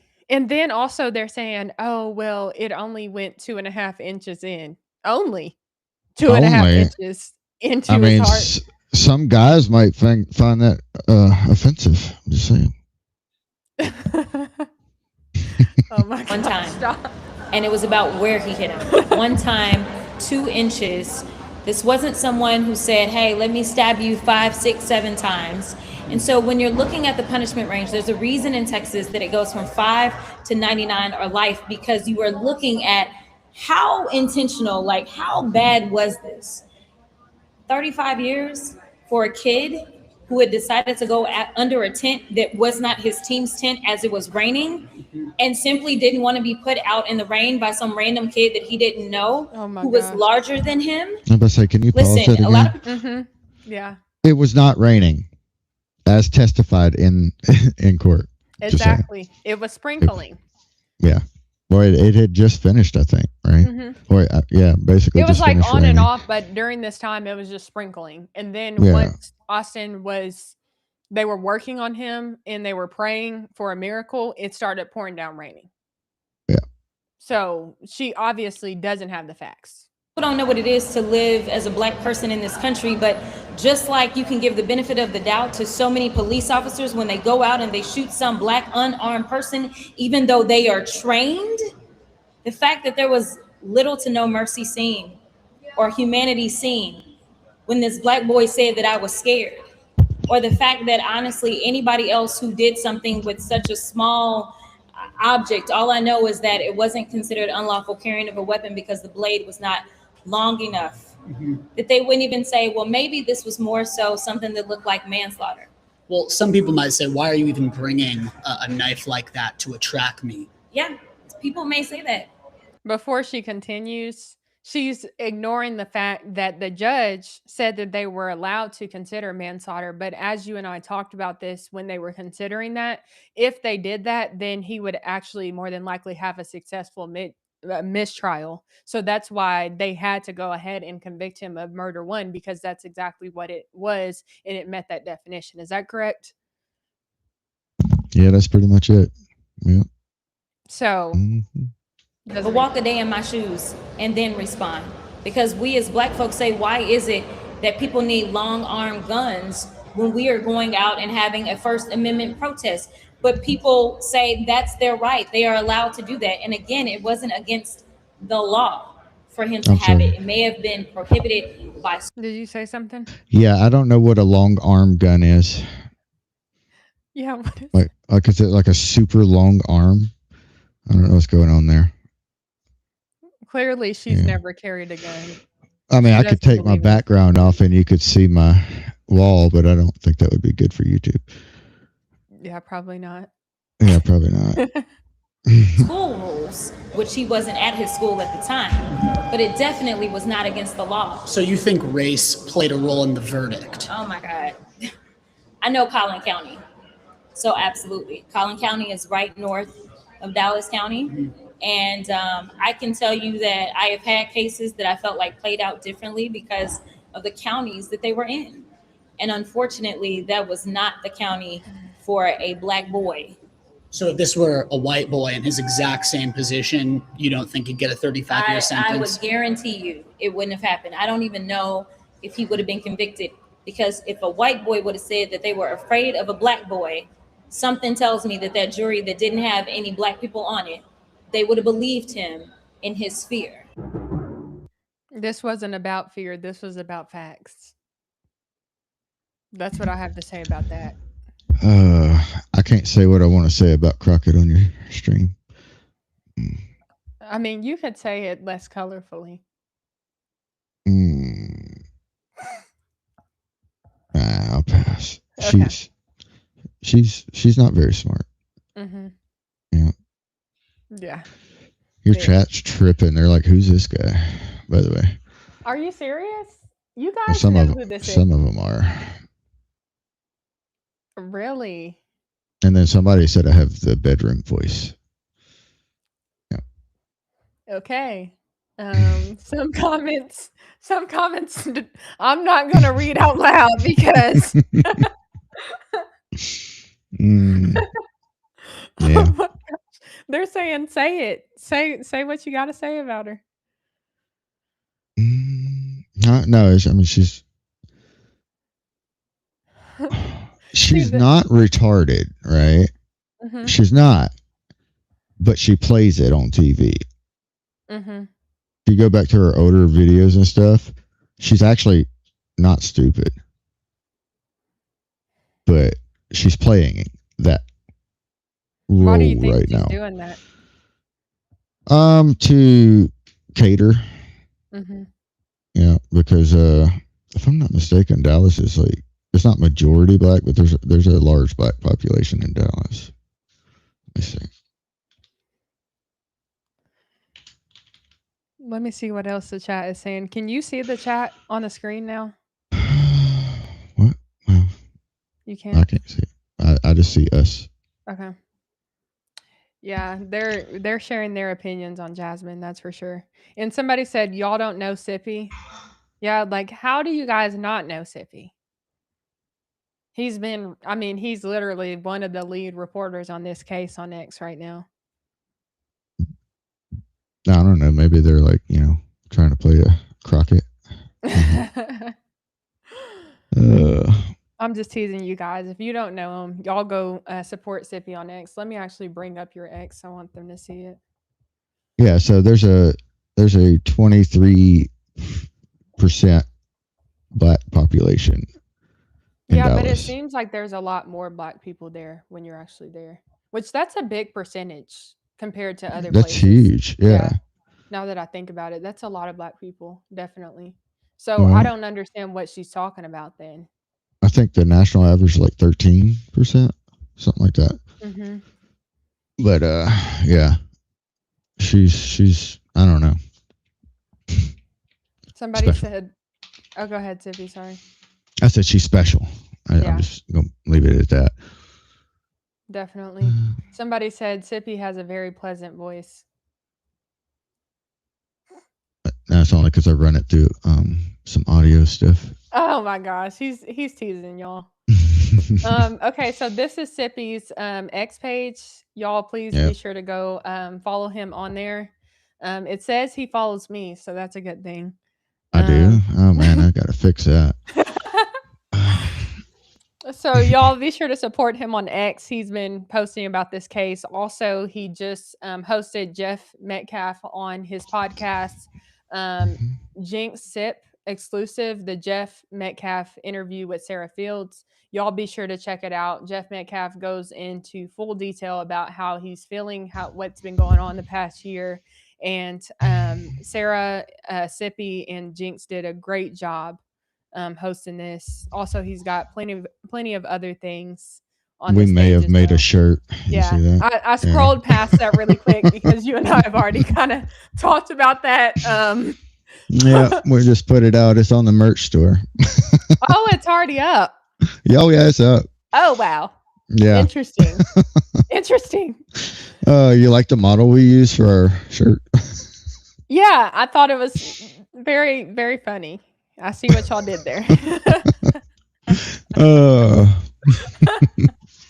Trolling, master trollers. Yeah. Oh yeah. That's so funny. So what do you think about Dominque Alexander chiming in? Oh, I didn't hear him. What did he say? Okay, I'm about to pull it up then. Let me see if I can pull it up. So, okay, so here is Dominque Alexander. He went on Newsmax, and let's just say he got grilled. It says Carmelo Anthony spokesperson speaks out after sentencing. Let's check it out. A Texas jury found 19-year-old Karmelo Anthony guilty of murdering 17-year-old Austin Metcalf in April of 2025 during a high school. I want to start here. Minister, it's nice to have you on.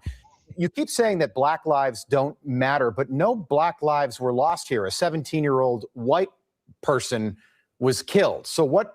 He's not white. What I'm talking about is not white? 35.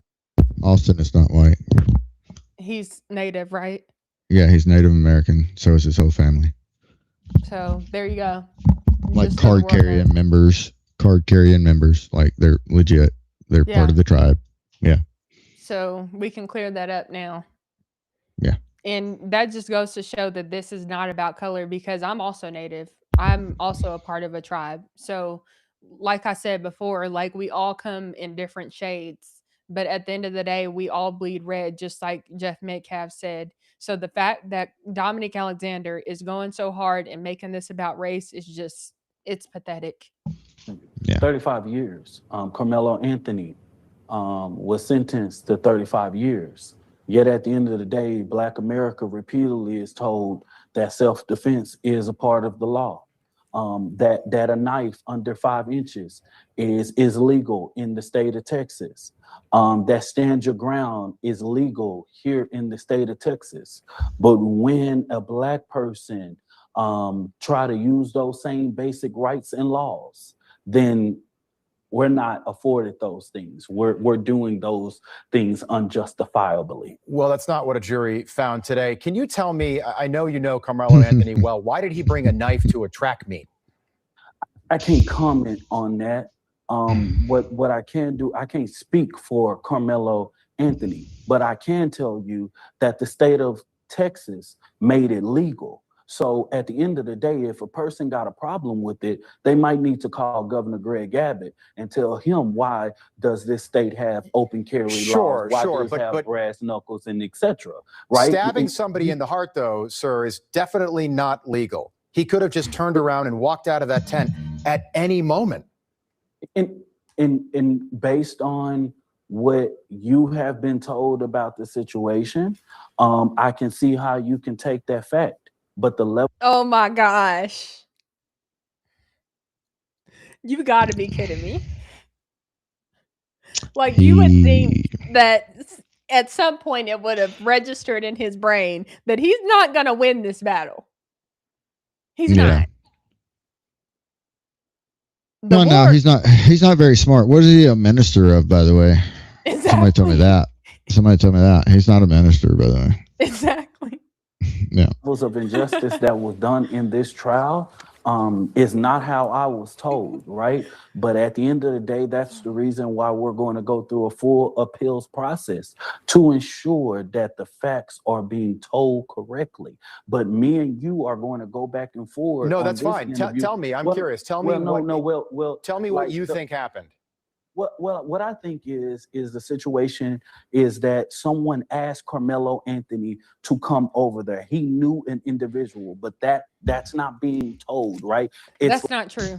That's actually not even close to what was testified. Exactly. Like, not even freaking close. Exactly. And it's crazy because Dominique Alexander, he wasn't in there when like most of the testimony was being given, but he was in there when some of the testimony was being given. And for him to get on this conference, this interview, and say this and know good and well that he's telling a lie is just absolutely crazy to me. It's crazy. He knows better than this, but this is about continuing the grift, in my opinion. Like, oh, a kid just randomly went under a tent, right? And he just sitting there. No one knows who he is. That's not the case, right? We know that Karmelo Anthony knew an individual. He knew a coach. He spoke about it. We also know that Frisco ISD should have counseled that. This wasn't just raining. We were under a tornado watch that day, right? And this should have been something that was actually. Wait, you're telling me that because somebody invited him to that tent and there might have been a tornado warning, which happened all the time in Texas, that he was warranted in stabbing a 17-year-old kid in the chest, in the heart, and killing him? That's not the case. But what you cannot do is put your hands on someone. Well, you just told me that was the case. No. Did you say something, Sippy? Sippy? Yes. I thought you said something. Okay. Oh, yeah. I'm just like, he is so dumb. Exactly. By the way, Sarah's watching. Say hey, Sarah. Hey, Sarah. Does she want to? She can join if she wants. I'll send her the link. Ask her if she wants to join.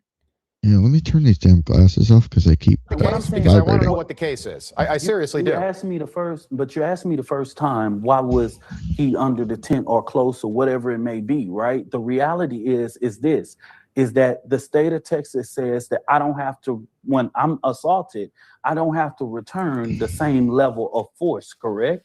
Isn't that the law? Yeah, he was asked to leave that tent multiple times, and the prosecution called 21 witnesses. Hold on. The prosecution called 21 witnesses, and they all corroborated that. They all said that he was asked to leave the tent. There might have been. They all didn't. They all didn't have, no, sir. No, He sir. was asked to leave the have tent, so he could have left that tent at any time. He chose not to. That's why he's going to jail for 35 years. All 21 of them did not have the same story. They did not have the same story. And that's why so many people outside of that courtroom is outraged right now. If you look at anything about this case, all 21 of them did not have the same story. Tell me about the defense. I mean, at this point, I'm just exhausted with Dominque Alexander.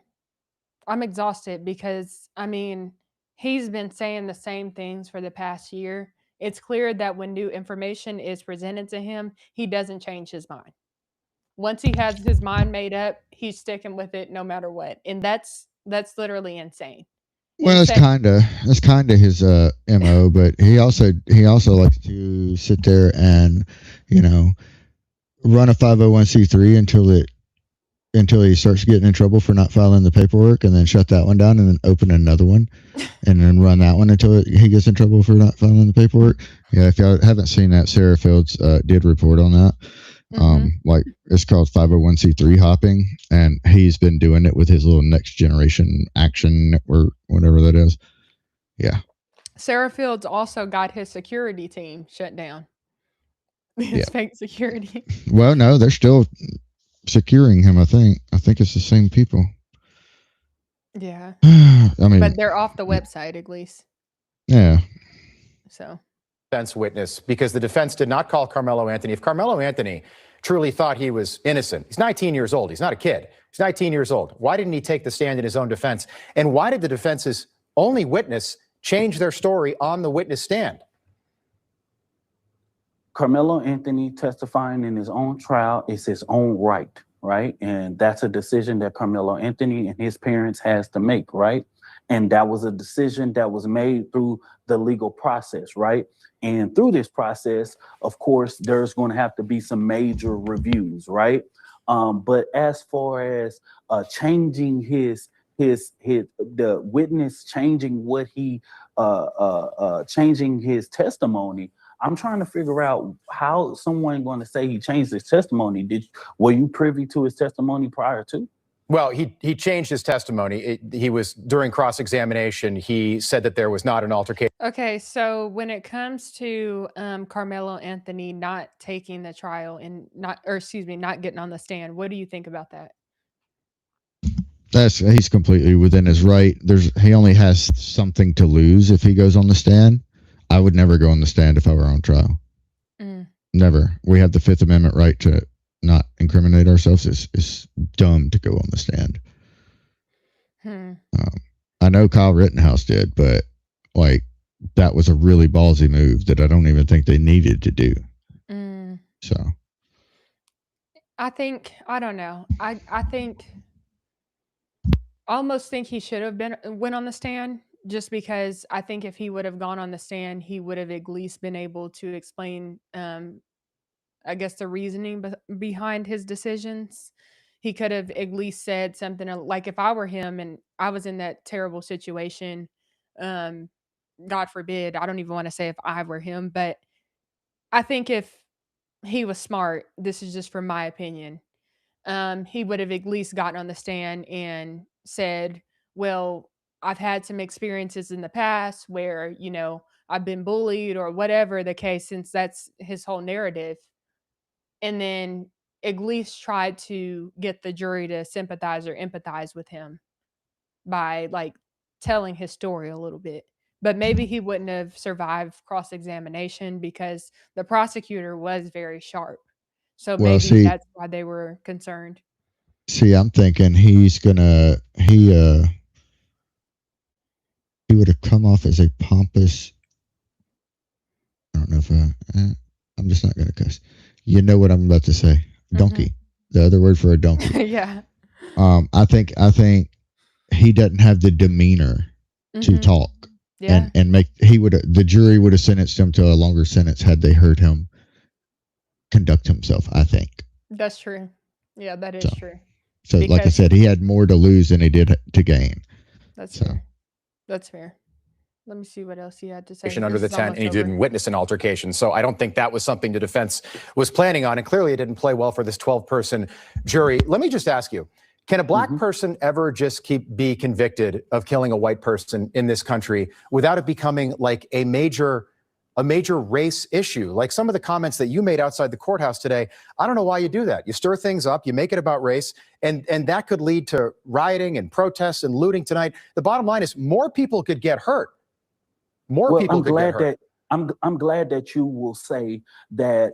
Why do we have to bring race in the situation? The reality is that if you know about this, I didn't say we. I said you. No, hold on. Why do you, Dominic? Not the black race. No. Let me make this very clear. As the president of the largest human and civil rights organization in North Texas, what I witnessed on April 3rd was white people going on posts and social media calling Karmelo Anthony a thug, not a 4.0 GPA, not a person that he's a convicted murderer tonight, so he's a thug. Let me finish. He's a thug. He's not a hero. When you he's not a hero. Say a black man is bringing race, his race shouldn't have never been a factor. He shouldn't have never. Jake Lane. I don't see you calling out Jake Lane that said Karmelo Anthony should sit there and be hung from a tree and shot outside the Collin County Jail. I never brought race. Can we talk about that? Yeah, let's Can we talk about that? Yeah, I actually want to talk about that. Okay. So, Jake Lang, what he did, I have the raw video of this, of him saying this. But, so you know he got arrested again, right? Yes, he's being held on a $1 million bond, if you guys don't know that. Yeah, so he got arrested again, and it was for his little chant. I wish I hadn't posted that yet. I hadn't posted a lot about Jake Lang because I don't really want to give him the light of the day because I don't agree with how he conducts himself at all. But either way it goes, what he said is that we should give Karmelo Anthony the death penalty. Granted, he was not eligible for that, so that was an impossibility. And then he started chanting that we should, kill him. That's what he got arrested for. Was terroristic threats against Karmelo Anthony, even though technically he was talking about the legal way of killing him. Wow. And see, I don't agree with Jake Lang on anything, really. Like, I don't like the way he acts.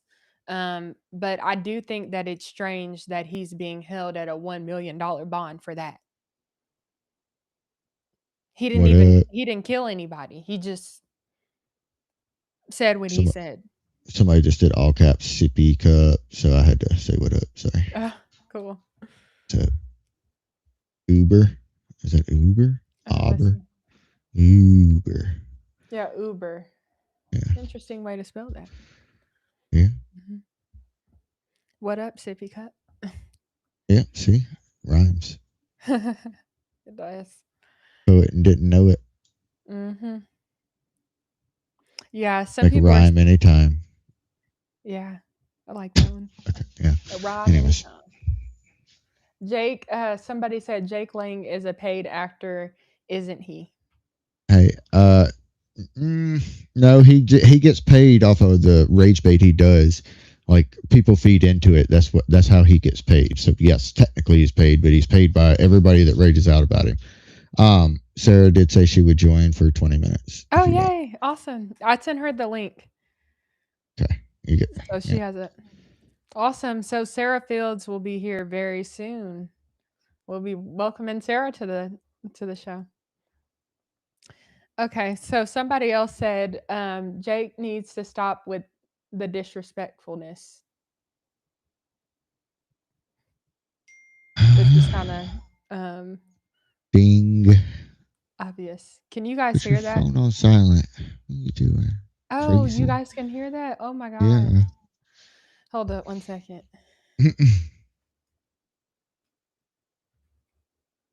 Need to raise up your noise gate. Or I just need to I heard that too. Whoop. Oh my gosh. Maybe let me turn my phone on do not disturb because you're hearing it actually from my laptop, not my phone. Ah, yeah, that's what I did was do not disturb on mine because it just kept going off. I didn't know you guys could hear that. So we're waiting on Sarah right now. I told her she had the link, but she hasn't read it yet. So. Well, she just texted me back, so oh, she okay. should have it. Let's see. Somebody said ding. Yeah. Sorry, guys. That's what happens when you go live. Things happen. See, I just raised my noise gate Mm-hmm. and problem solved. You know? Raise your noise gate. Yeah. What do you mean by that? So the amount of noise it takes for your mic to actually activate, you can raise that. Oh. Yeah. Well, does it make it sound louder in your ears though? No, it's just a noise gate. So like you can hear that. I can turn my noise gate up to where you couldn't hear me snapping. Okay. I'm gonna have to. But you could still hear my voice. Yeah, we can Yeah, go over it.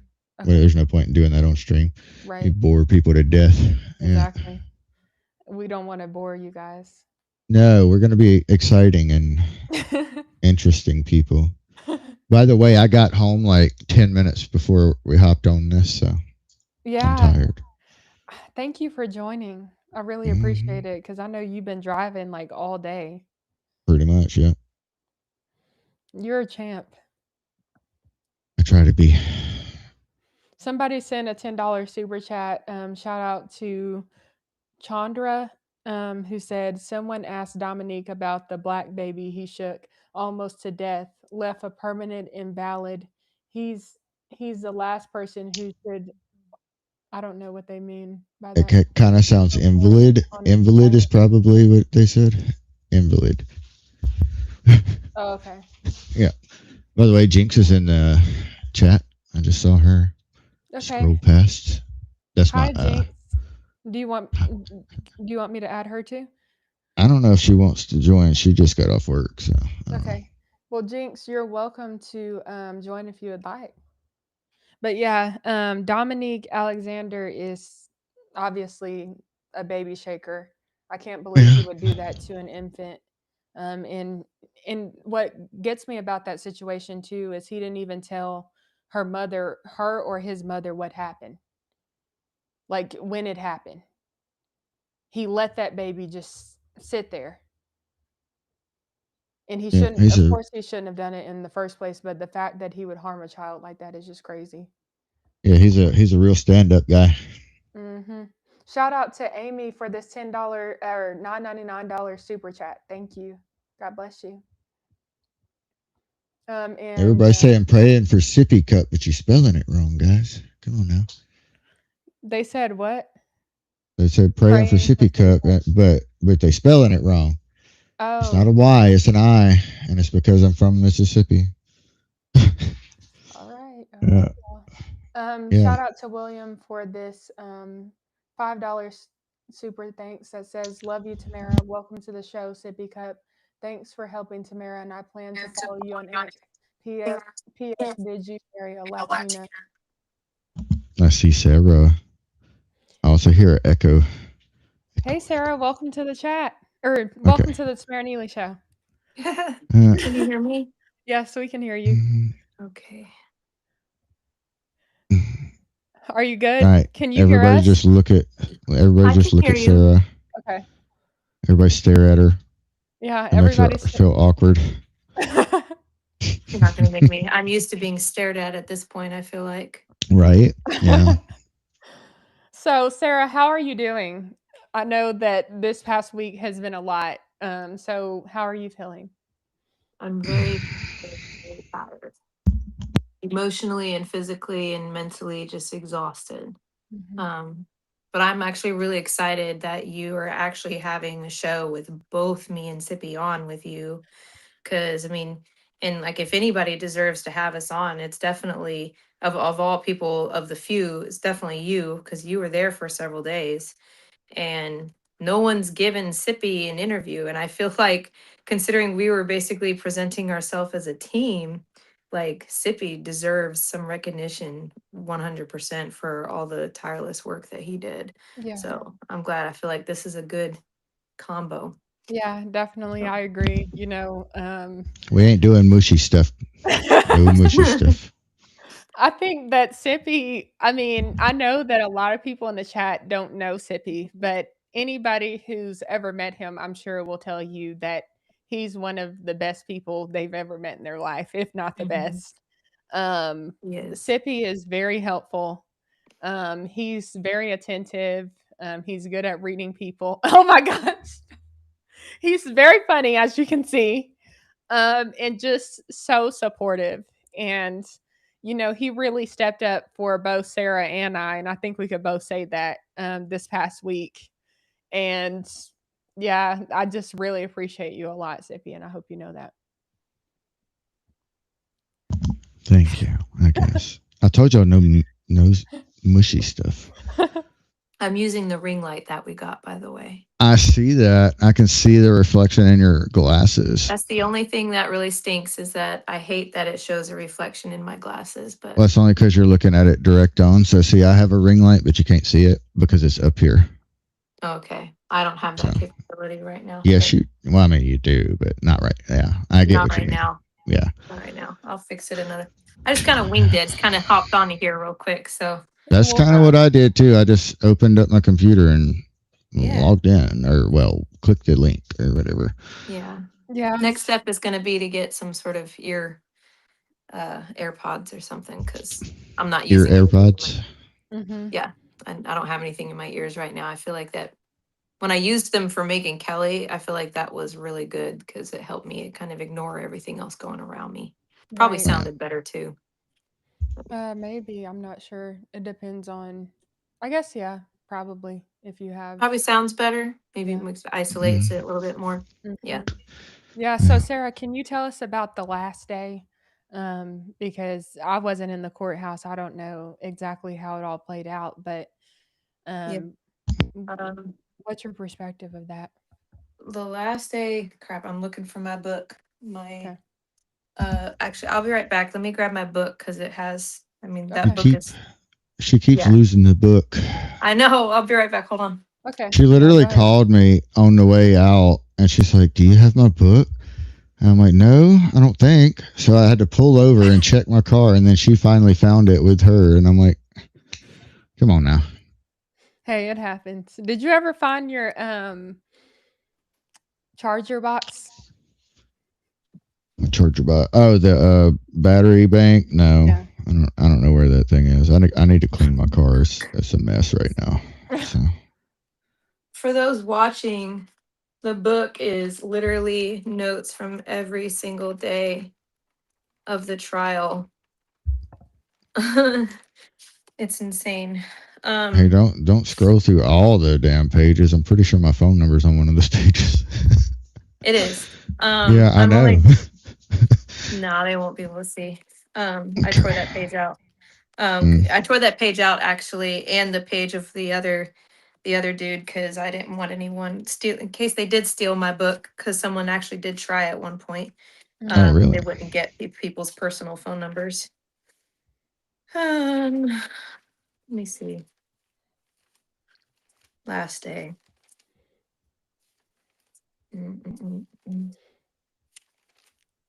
Last day was crazy.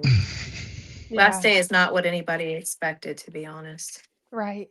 Because at the time we didn't know that the trial was about to wrap up so quickly, but the last day that I was in there was the day before the last day. Right. And we had that long lunch break. And that's when we knew it was a turning point in the case, especially after the last session that we had where the defense brought 2 witnesses in, and let's just say their case it was chaotic. I mean, It fell apart. It fell apart completely. And I remember just the prosecutor and the defense constantly having to go up and talk to the judge, or like they were all kind of shuffling around. Like, I didn't know what was going on. I couldn't figure out, was the prosecutor freaking out in that moment? Was the defense freaking out? Like, it was just a lot of chaos. I think the defense didn't expect to be called out so hard, as far as just being, because one of the witnesses, I feel like the defense thought that he had a good witness because the witness that the defense brought on towards the end was someone that was saying, Carmelo was surrounded. Carmelo was surrounded. But then we can get to it in just a minute. Hold on. First, it's funny, on the last day, I felt inclined to actually write about what was going on before the first day actually started, like when when I was getting in line with Mhm. everyone. This is what's kind of sad. I'm actually glad I did this because this tells everybody how these people just their mindset just like they're so angry because they thought they were going to win and everything just changed for them based on what happened in the courtroom. So June 8th, which was the last day, I wrote here that everything was very peaceful, that I was there around 3:15 a.m. Is that accurate, Sip? 3:15 about last day? The last day, yeah, I dropped you off at 3:15. Yes. Yeah, okay. I said some were even singing in line. All skin colors, by the way. People were smiling, they were acting sweet to each other. They were trying to honor the line system they had with names and numbers. And I even wrote in here, I said, I really hope this sets the tone for the rest of the day. They were all singing together, Lean on Me. Oh, really? Wow. Yeah, they were. They weren't I doing was that about when to I was start. there, but I think that there was probably a breaking or a breakthrough because you remember the last day I was there, which was the day before that. Mhm. Not there as far as like on the ground because I was still on the ground the next day, but in the courtroom. Um, we had finally gotten a good line system in place. Yeah, And the sheriffs were working with us and we weren't getting yelled at every 5 minutes because right. somebody was breaking the rule or whatever. That's right. So it was like one of those moments where we were like, wow, we felt vindicated because people kept cutting us in line like every single day, even though we were getting there super, super early. There Right. were a group of 10 people who were allowed to cut us because they claimed that they were media and they had media credentials, even though they didn't. And Right. so every time it was 6 a.m. and it was time to go get in line to wait to get into the courthouse, they would run up before us. And Right. some So of those people were even like way taller than us. So it's not like we were able to see ahead of us sometimes. I don't know about you, Sarah, but I couldn't see at times. I'm like, I couldn't tell where I was in line. We mean Sarah's so tall. I was just about to say, Sippy's going to say something about that. Well, some of them who were cutting in line did have media credentials, but they Mhm. weren't one of the chosen media people. But they still felt like they were entitled because they had media credentials. And it was made very clear to them on the last day that this is not how this works. The sheriff was like, I don't give a flying whatever, if you've got media credentials or not, Mhm. you get to the line. And if you weren't in line with the rest of the, people with the public, then you're not getting in. And that upset them. But too bad, man. Like we, we got up at 1 and 2 a.m. in the morning Right. to do this. They don't get to cut in front of us. They are the voice of the public. And so are some of us. Just because we don't have, media credentials, because we don't work for a publisher, doesn't make us lesser than them. Mhm. Anyways, we got up to the front door. It was quiet in the parking lot. There was one lone woman in the parking lot. She was a Black woman walking around and then was kneeling with her fist in the air. And she was just sitting there. It was kind of weird. Um, Interesting. yeah. Then at one point around 8:50 a.m., you could see the Anthony family. They were I don't know if you remember, there was a courtroom doors. There was a long hall with the benches, right? There Mhm. was kind of a nook, halfway down the hall. There's a nook where you could walk in a little more narrow hall, and Mhm. the Anthonys were hanging out in there with a pastor, and they were holding hands and they were praying. Um, I actually had an interesting encounter during that time Mm. because I won't say his name, but one of the younger kids who was friends with Austin, a good friend of Austin, was standing there, and he looked at me and he saw that I saw that they were praying, and he goes, "So if they're praying to God and we're praying to God, who does God listen to?" And I just looked at him. I was like, "Well, here's the thing. God knows the heart. Mhm. So I think that I think you're safe." He's like, "Yep." And who um, was that Austin's friend who asked you that? I don't want to say his name. Well, no, I'm just saying, was it his It was friend? Austin's friend. Okay, Yeah. that's what I was wondering. Okay. Yeah. So the beginning of the day, um, the defense was already opened up with objections because they didn't want, um, let's see, they didn't want provoking to be included in the verdict, I guess. which they got overruled. As far as provoking, Worski said there was plenty of evidence that proved that there was provocation. So, such as touch me and see what happens. So the judge denied the defense that. Let's see. There was closing arguments. Worski waived the right to open. And then the defense made the argument that Austin had no legal right to eject Karmelo from the tent, as if that matters, man. Like at the end of the day, it doesn't matter. He was doing what his coach told him to do, quite literally. You know who didn't have a right to do something? Karmelo didn't have the right to murder Austin Metcalf. You know, Right. and then he continued to lie in his opening statement and said we knew it was raining. Actually, so many witnesses stated that it wasn't raining at that time, that it was a light drizzle, and that Carmelo's teammates were literally warming up on the track. So it's like I just feel like they just had to lie. And it's interesting. I talked to a few other people on some other interviews, and they were like, "Well, here's the thing, you know." He was like, they were like, Mike Howard, you might think he sucks, but at the bottom line is that his arguments that he made was the only thing he could do. Because there were no other arguments. There was no other form. Self-defense was the only thing he could argue at the end of the day. He just kept saying that Karmelo had the right to defend himself. Let's see. Oh, at one point, Mike Howard said that everyone but Coach Starr stated that Karmelo was crying, which that was a bizarre statement because Coach Starr absolutely said that Karmelo had started crying. It was a weird thing to say. He brought up that Melo had asked, he said Melo asked if he would be okay, as if that matters either. He brought up the one witness who said that Austin said, "Move or I will beat your ass." I don't know if we can cuss on your stream, so I'm trying to be careful no here. cussing, please. Yeah, You know I don't cuss, so. I know. I said the alternate word for donkey. That's what I said earlier. Yeah, but you also gotta understand I'm quoting someone. Okay. So yeah, because this is literally what this witness said. Oh, okay. And then he was talking about how you can legally have a knife. What kind of sick argument is that to make? You could he legally had a knife, okay, but he illegally murdered someone again, you know. And then he said he wasn't sure if anyone actually saw the weapons prohibited sign. I thought that was another wild statement to make because it doesn't matter if you saw the weapons prohibited sign on the outside. Every single one of those students knew that it was not okay to bring a knife to a track meet.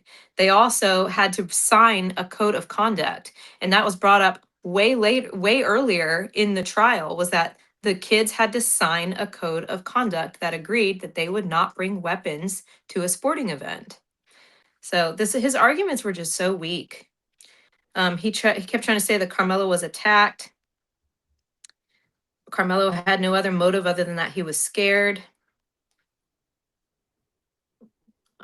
So crazy. Sorry, I'm Let's looking at my talk a little notes. bit about that. He had Yeah. no other motive except he was scared. Somebody else said that talked about how he was scared tonight. Was it Dominique Sippy? We just watched a couple people. Who was it that brought that up? Yeah, it was Dominique. I'm pretty sure that was Dominique. I think Jasmine Crockett brought that up too, didn't she? Yes. Okay. Yeah. So I think it was two different ones. Just because you're scared doesn't mean you get to stab somebody in the heart or I mean, chest. if that were the case, then you would have got to stab somebody in the chest in the parking lot. Exactly. If he was scared, why didn't he call on the coach that was literally 20 feet away from him, if that? Exactly. If you're scared, why didn't you run? Why didn't you walk away? Why didn't you say, "Hey, coach," anything? He didn't do any of that. I'm like, Sippy brings up a good point. There were moments in that parking lot. I mean, I wouldn't say that I was scared because God doesn't give me the spirit of fear, but I was definitely concerned. And, I was threatened 3 times. And I didn't pull out a knife and stab somebody. Yeah. I just walked away as soon as I could. So being scared, I mean, all right, everybody gets scared at some point. Yeah. And even in Worski, so then when Worski came back with his closing argument, he even said do not let the defense turn a threat into a warning, because that's what the defense tried to do.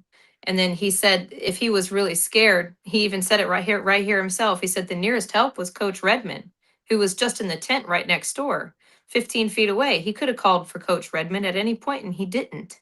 Coach Redmond never even heard an argument, never heard a fight or anything. Mhm. So if he was scared, he could have called on Coach Redmond. Right. And also, if he was so scared, why did he call Austin Metcalf a B? Right. Because And he's the multiple one other who things said as that well. first. And then Right. Austin Metcalf called him a B.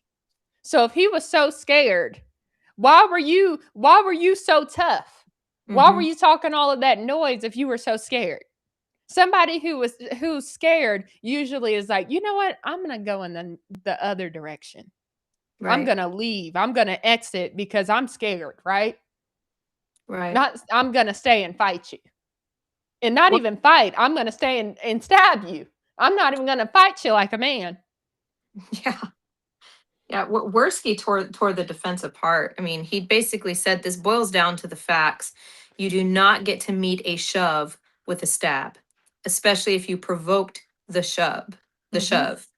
Worski said, the defense tried to say that he was confused, but he said in reality, if you see the Frisco ISD footage, the Frisco ISD footage doesn't show much. It's very grainy and dark. It's hard to see, but there are a few things that it does prove, and it proves that it went from 0 to 100 so freaking fast, like that. Okay, first there was nothing, then burst of energy, and everyone's yelling, or excuse me, running.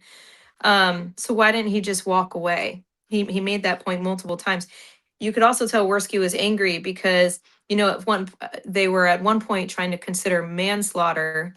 If they couldn't convict him of murder, they were going to go for manslaughter, because they were trying to argue that there was a possibility that Austin impaled himself on the knife by falling forward. But the medical examiner actually destroyed that argument. She was angry because she was basically were you in the room when the medical examiner was in there? Yes, I was. Yeah, and you remember the medical examiner was like, that can be one of 1,000 scenarios. And I think it's very dishonest and unfair to try to get me to say that is what happened. And Yep. she was right.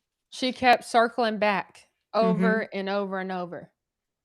And Yeah. she was circling back and she was mentioning the reality of the situation. The reality of the situation is this young man stabbed this other young man, and he put that knife in him 2.5 inches into his chest.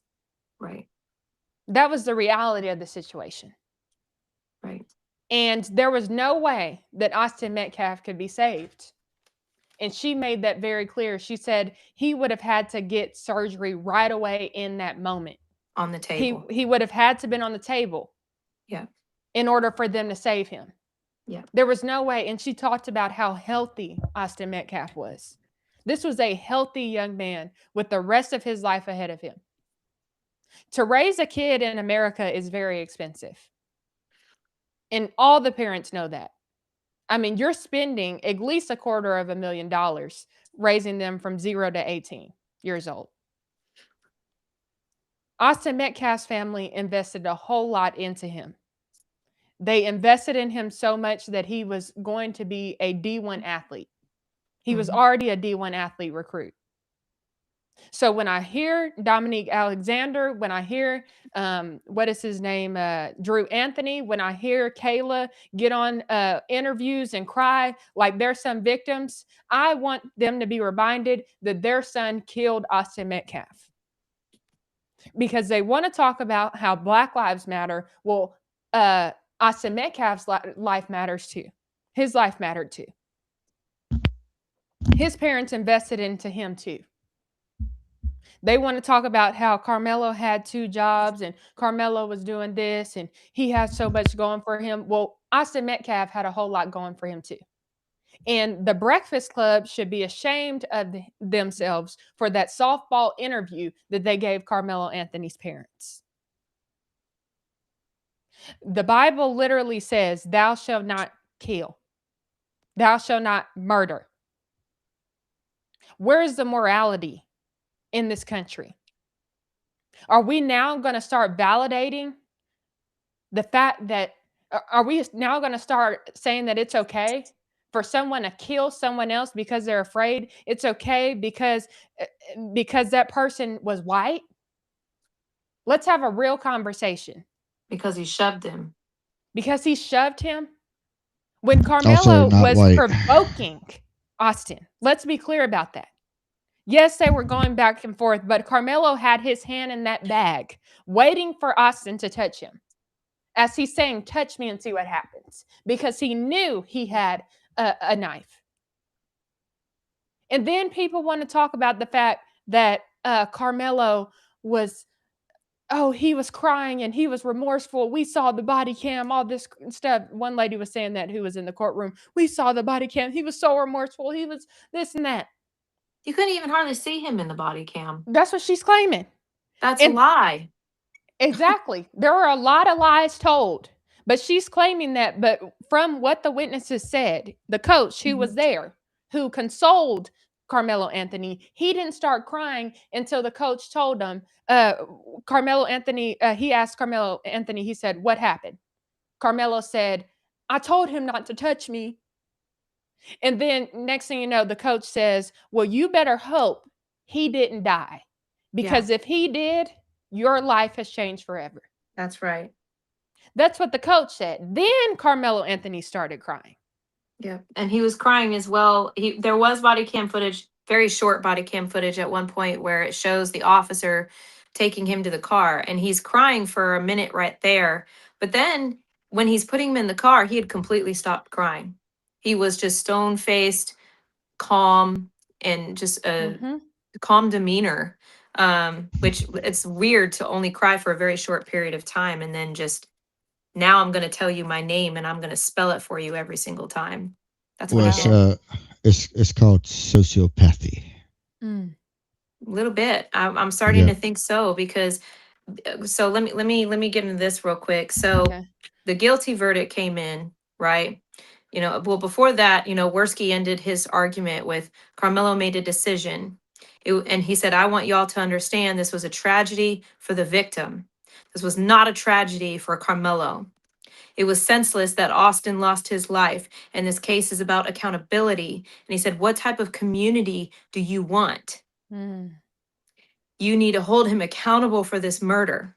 And he asked them to consider the community, because all the jurors live there in that community where this happened. And so during all this time, Karmelo's just, the whole time, no emotion, nothing, just stone faced, not shaking, not showing any signs of guilt or sympathy for the Metcalf family, nothing. It wasn't until the guilty verdict came in that he began to show any form of emotion, because he probably thought, "Oh crap, I'm now being held accountable for my actions." That's when he started to feel bad. That's when he started to shake and cry. And the interesting thing is that when the guilty verdict came in, as soon as they said guilty, the majority of the Karmelo Anthony supporters in that room cleared out. They did not even wait for the judge to say, dismiss the court or whatever. They immediately left. Right. Yeah, this is something that I really want people to understand. These people who have sat on TikTok lives and gotten on Facebook and spread misinformation and spend night and day on their live panels drinking and spreading misinformation, we're in that courtroom, and the moment that Karmelo got the guilty verdict, they got up out of there huffing and puffing and left the courtroom and abandoned that family that they claimed to be advocating for. That's including Tiffany Billions. That's crazy to me, because this woman claims that she's going to be there for that family no matter what, and then as soon as he gets a guilty verdict, you leave. They all left. And then there was the sentencing, right? And there was a very short period of time. The only person that the defense called to talk about sentencing was Kayla Hayes. Kayla Hayes gets up there and says, "Please have mercy on my son." She said, "That's my baby. That's my firstborn. Please have mercy on my son." She looks at the jury. It was very, very short interaction. And Worski got up there and he asked her, and we all understood the point he was making. He said, he said, regardless of what happens to your son as far as sentencing, do you still get to be a part of your son's life? And she said, yes. He said, will your son still get to be a part of your family's life? And he's talking about visiting and whatnot. She said, yes. And then he said, that was it. No further questions. Because the Metcalfs don't get that. They don't get that with their son ever again. Yep. So then she leaves, and then they adjourned for the sentencing deliberation. Which, by the way, the guilty verdict came in 3 hours. Do you Sentencing think took that 2. was short, or what do you think about that? It was short, but at the same time, it was. I told everyone that I felt like it was going to be short because the defense had nothing. They proved nothing. Right. Every witness that they brought on essentially said the same exact thing that the prosecutor's witnesses said. There was no difference. They all agreed that Karmelo was the instigator, that Karmelo murdered Austin Metcalf, even the ones that the defense brought on. Yeah. So it was so senseless. But when the sentencing came in, the sentencing verdict, when we were called back in there for the sentencing, the Carmelo Anthony supporters were not in there, and neither were the parents. Carmelo was in there by himself. Where were his parents? It's the strangest thing to me that after the guilty verdict, everybody just seemed to leave. They were done. And then go get their moments of fame in front of the camera out in the parking lot. And then as he's being let out after sentencing, he was crying, he was shaking his head, and I even wrote here the large majority of them left before the courtroom was even dismissed. They gave up their badges. They gave their badges over to the officers and just left. Why not stay and support Carmelo for possibly the worst part of the entire trial for him? I just felt like that was very odd. Wow. Yeah. And it's just sad because as I was leaving after sentencing, the Anthony supporters, there was a shift. You could feel their anger. You could feel their hatred. There were some in the hallways talking about you should teach your children to keep your hands to yourself. Like maybe you should just teach your children to leave when they're asked to leave and not stab someone. Exactly. I got to show you guys this hilarious post. Y'all can keep talking, but I'm going to pull it up. My friend posted this on Instagram. It's just like a 15-second clip, and it's That's fine. so funny. Yeah, I got to go soon anyway. Okay. So. Let me see if I can pull it up.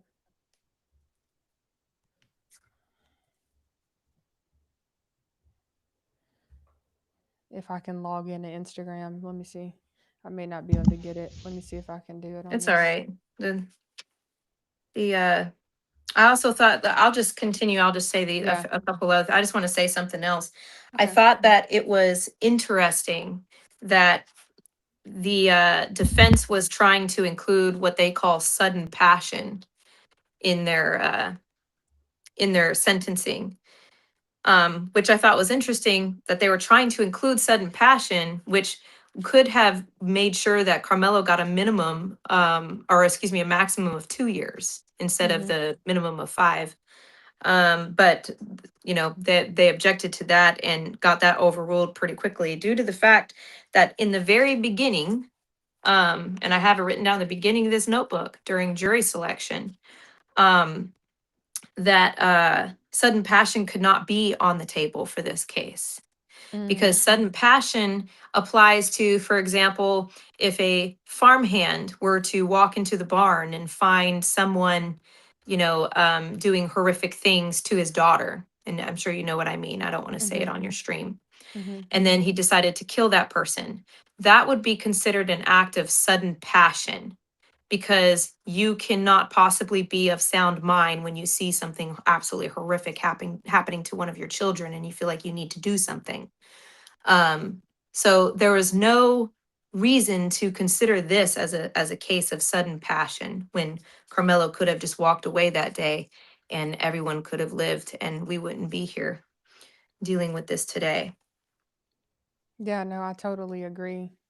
I want to show you guys this. Okay, let me pull this up. Oh my. Right? It's not What what is it going looks on like. here? It's not what it looks like. Is it full screen for y'all, or can y'all see the background? It's not full screen. Okay, hold it. Okay. Okay, sure. Is this better? Yeah. Okay. All right. So it's not what it looks like. Just watch this. Okay. Hold up. Well, if I can get it. Okay, hold it. I'm gonna restart one more time.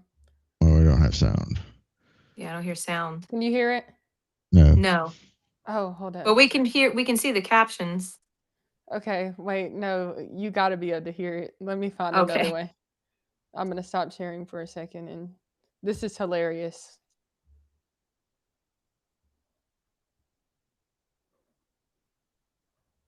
Okay. Yeah, no, it's not what it looks like. It's so funny. It's so funny. Because it really like describes how the Black community acts about this whole situation. Okay, you guys can keep talking, Sarah. I'm gonna pull this up really quick. Just give me a second. Yeah. Hello, Sarah. How are you, I know. Sarah? What? How are you? I'm very tired. Me too. I know you are. You had to drive a lot longer than me, and you had to sit in traffic for a very long period of time, right? Yeah, about 2 hours. Yep, it sucked. Dead stop. Yeah. I still don't even know what was happening because everybody exited before like anything was there, and then by the time I made it to the other side, like it made us exit and go around or whatever. By the time I made it to the other side, it was all gone. Oh wow, that's weird. Okay, I'm gonna pull this up now. Can you guys see this? You can see it. Okay, let's see if you can hear it now. Very devastating. Imagine being a Black. Can you hear the sound? Yes. Okay, perfect. Okay, so I'm gonna restart. Just watch this. Man in America, the Karmelo Anthony guilty verdict yesterday has been very devastating. Imagine being a Black parent last night. How are you going to protect your children? If they go and just stab one person, they might go to prison for it. It's like Black people in America can't even murder anyone anymore. Unimaginable. Jim Crow all over again. I'm furious. I just thought that was hilarious. Yeah, that's because pretty funny. that is how Black people are acting. Like, oh my gosh, what a big deal.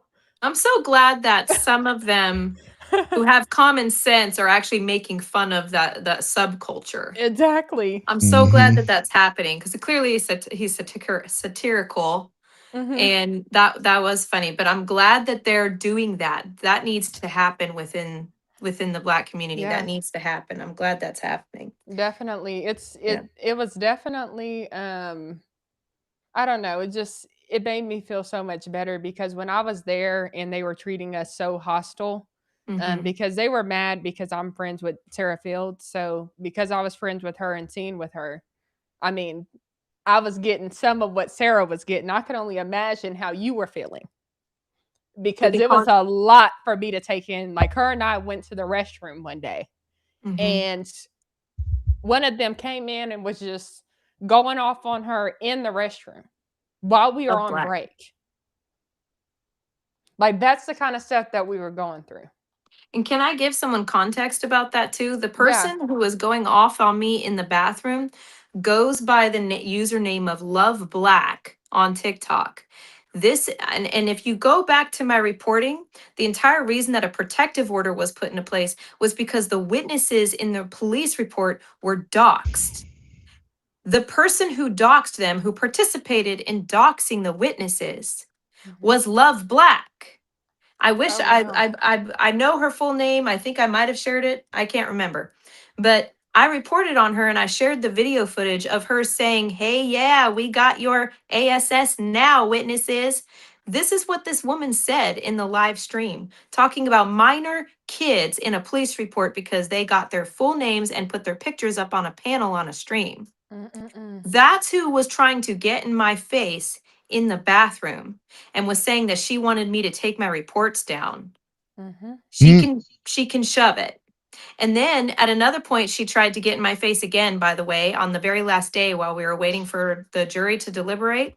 Wow, I was I didn't sitting know on the that. bench. Yeah, I was sitting on the bench talking to a friend of mine, just waiting. And Love Black again made her rounds around the hallway. And I can't even believe this woman was allowed inside the courtroom. But she comes up to the man that I'm talking to next to me and said, "Are you CJ?" And it wasn't CJ. And I was like, "No, this is not CJ." And she's like, "Oh, okay." She's like, "But you're Sarah." I'm like, I know you know who I am.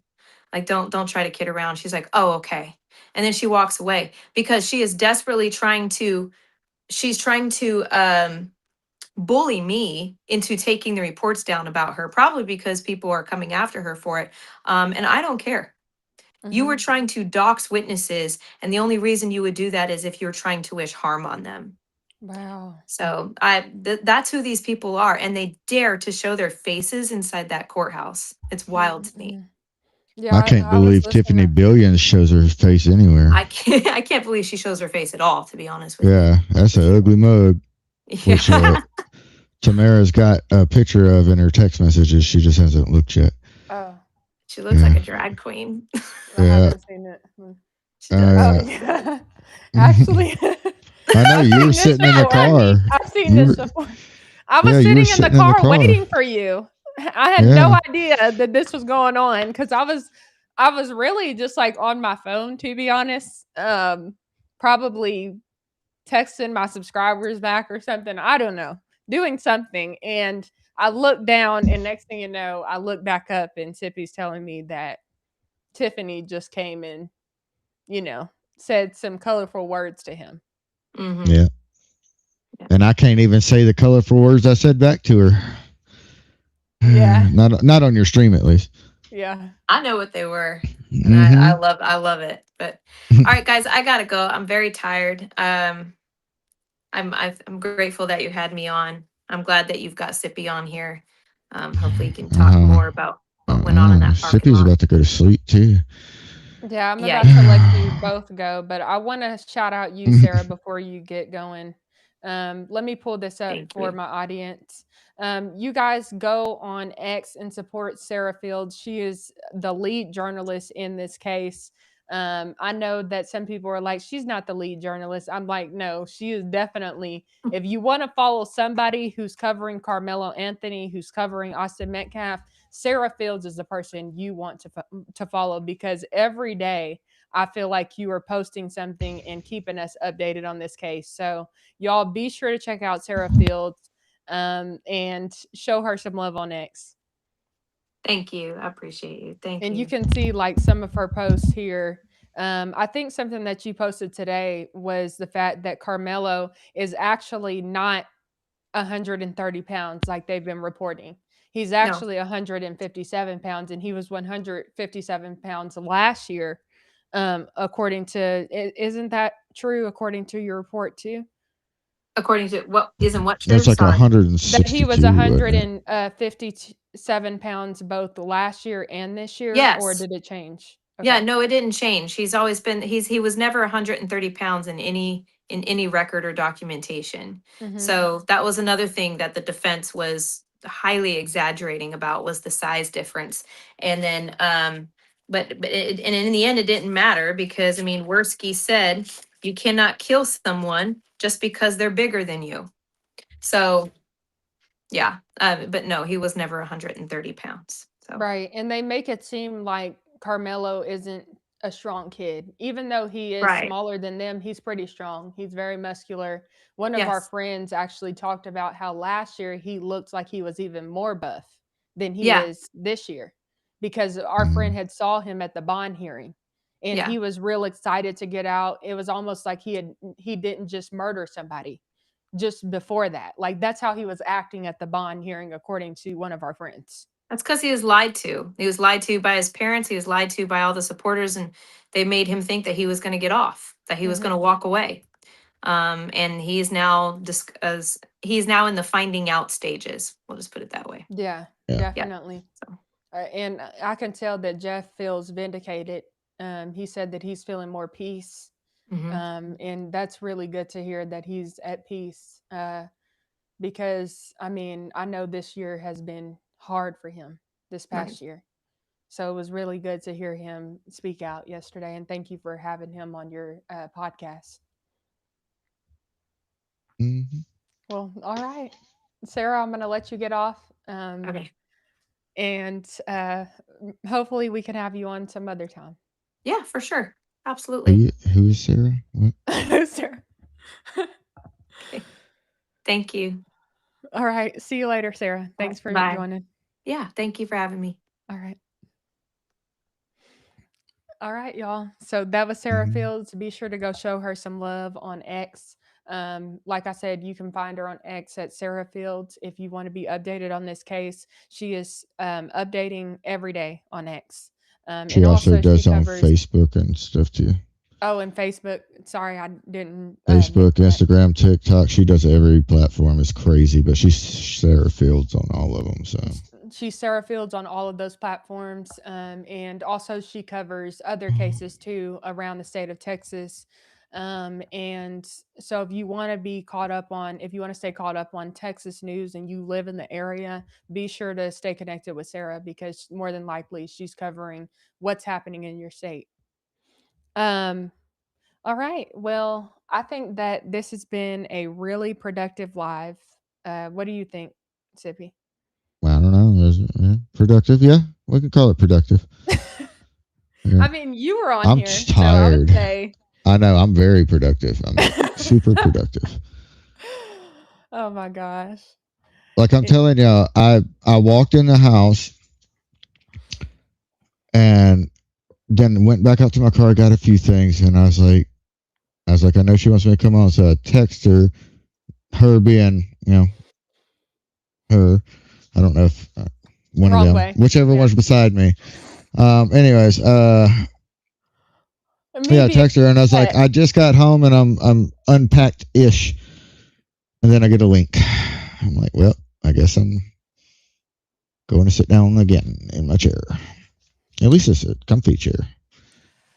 Now you got to see why I say that he is who he is. Like now you see why I described him the way I did, because he is the type of person who will show up for you no matter what, even if he's so tired. So tired, or if I'm not even prepared at all. Yeah, like the Jeff Metcalf interview. I found out it was happening that morning. Mm-hmm. And my partner in crime, Jinx, she works a day job, and I had to text her, and I'm like, well, I guess we just got voluntold for that interview, so we had to set up everything for that interview, just like, and Jinx is in the. Jinx, quit the mushy stuff. Quit it. Anyways. Oh, is she in here? Yeah, she's in the. Yeah. Sippy is the absolute best. Oh, that's so sweet. Let me see if I can. It's actually I am Miss Jinx on here. That's what her X handle used to be, but she changed it because she's special. Not the good special. Oh yeah, I see. Okay. Let me put her comment on the screen. So there you go. Shout out to I am Miss Jinx. Thank you so much for being here, and thank you for having Jeff Metcalf on your podcast. Also, thank you for allowing Sippy to join us this past week, because I know that was probably an interruption for y'all's show. So thank you for allowing that. And oh no, I joined our show still. Oh, okay. Well, yeah. Still, thank you. I appreciate you so much, Jinx. Look forward to hopefully meeting you someday. She's got blue hair, a nose ring, and she's a teacher in Washington State. Ooh. I know, and she's not a lib. It's crazy. Yeah. Crazy. It is crazy. Let me see. I think she might have responded in the chat again. Let me pull Yeah, she probably wants to slap me now. It was a labor of love, though. Yeah, it was rough. It was rough. Mm-hmm. Definitely. Somebody said, Tamara, let's pray for Sippy. I'm always praying for Sippy. But what are they talking about? I don't know. Everybody keeps saying pray for Sippy. I'm like, do I look like I'm dying? Like, I'm good, guys. I'm just tired. All right. Jinx said, I had to do double the work. That's funny. Yeah. She had to run the stream and run the space. Normally, it's one of us does one of us does the other, but she had to do both. But I was there having to set up like cameras on Jeff and everything and make sure everything was good on that end. So, yeah. Mm-hmm. Yeah, it was a long week, and I do remember you contacting her quite a bit and like, hey, can you do this for me? Can you do that? So we really appreciate you, Jinx. Oh, Because yeah. Sippy was posting a lot, especially on X throughout the trial, just updating everybody on just the little things and the big things that were going on, like Horn Guy and the fact that he was coming there every morning. And Dude, Horn Guy was cool. I actually have Horn Guy's number. Oh, you do?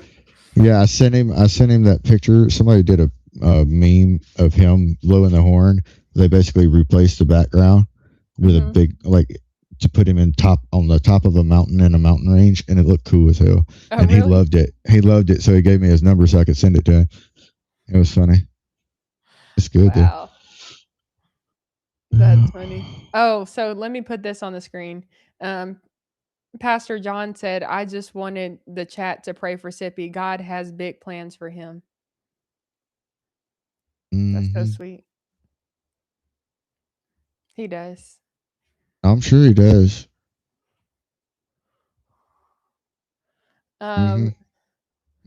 Somebody said, I have been following Sarah on X for a year. Glad to find about let me put this on there. Glad to find out about Sippy Cup because of this trial. Yes, I have done a lot of other stuff before this trial, by the way. A lot. Like what? Oh, so me and Jinx, we do investigations into things. We dig into things and then report on it. But we normally do it behind a computer. Now, we did go down to New Orleans. Me and Jinx went down to New Orleans and did street interviews, but I mean, that's on our Rumble too.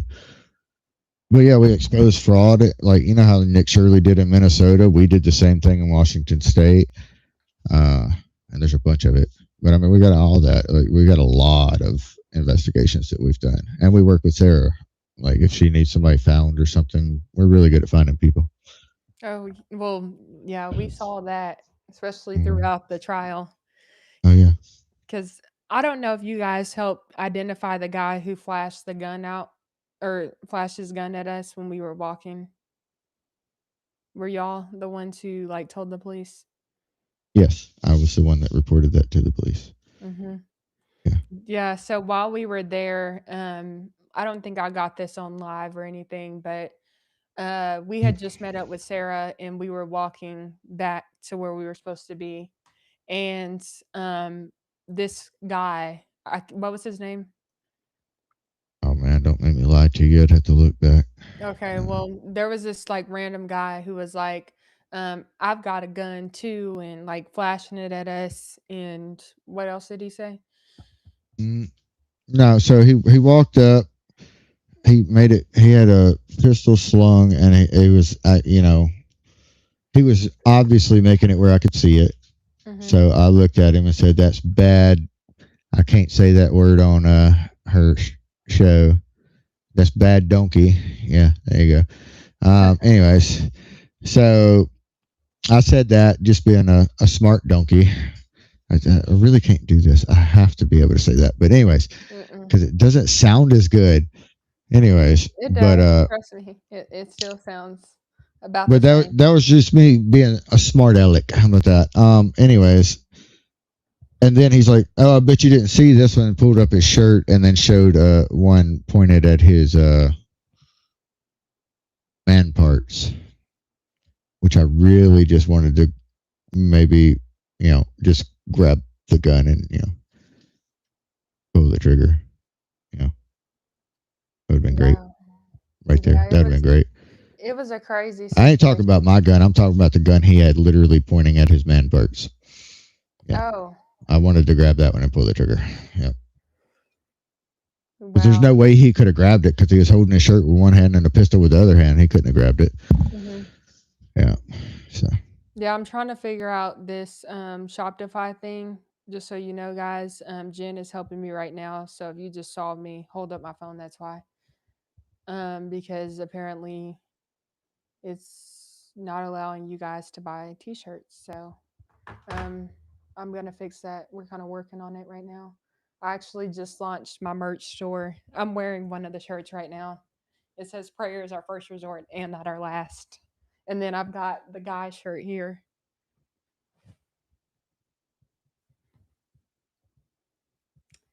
And that's what it looks like. Yeah. Jinx is So making fun of me. See that? You see that? She's no. making fun of What me. did she say? She's really impressed at my ability to control my swearing. It's got to be killing me. Yeah. Yes, it is. Let me see if I can see that. If y'all watch our show, we are way less censored on that front. Where's y'all show, just so they know? It's platform? Jinxed Sip on every platform, basically. So we got YouTube, Twitch, Rumble, or even though our YouTube's like tiny, Twitch, Rumble, and X. You can just literally just type in Jinxed Sip and you'll find it, or jinxsip.com, and it has all the links to everything on that. Yeah, so That's y'all probably be the sure to easiest do way. that. Let me actually pull up Jinx, her social media too. It's gonna be Jinx Reality. Okay. X. Jinx Reality X. It's gonna be her.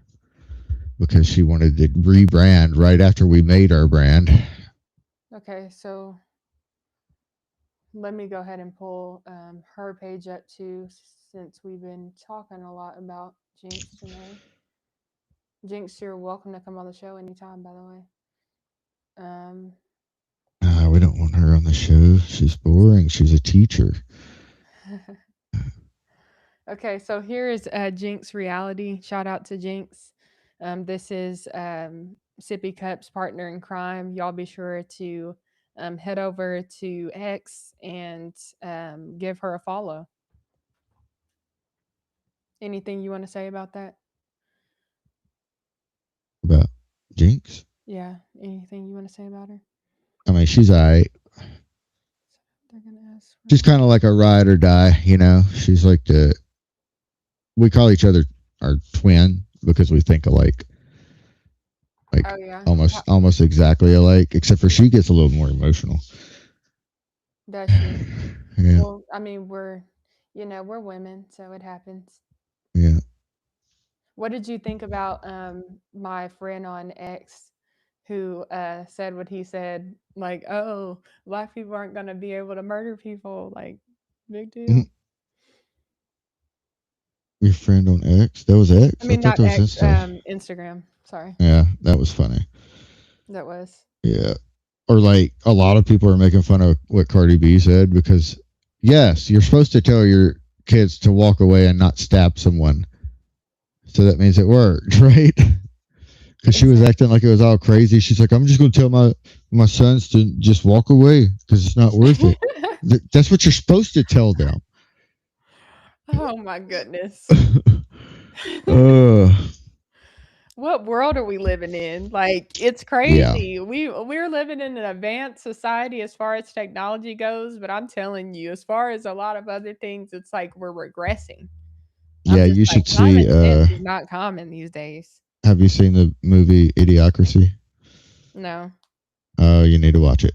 It's like it was like a blueprint to right now. Mm-hmm. Yeah, well, I think it's a little bit further advanced than what we're at right now, but it's pretty much there. You should watch it. I think you'll like it. It's an older movie. Anyways. I'm going to have to watch it. If you send it to me, then I'll remember the name. Right. Yeah. She just wants me to text her. Weirdo. Who does, Jinx? No, you.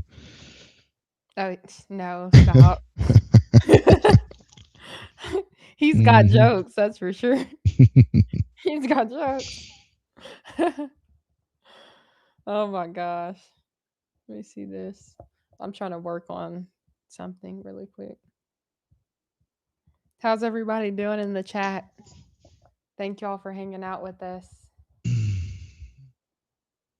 Yeah.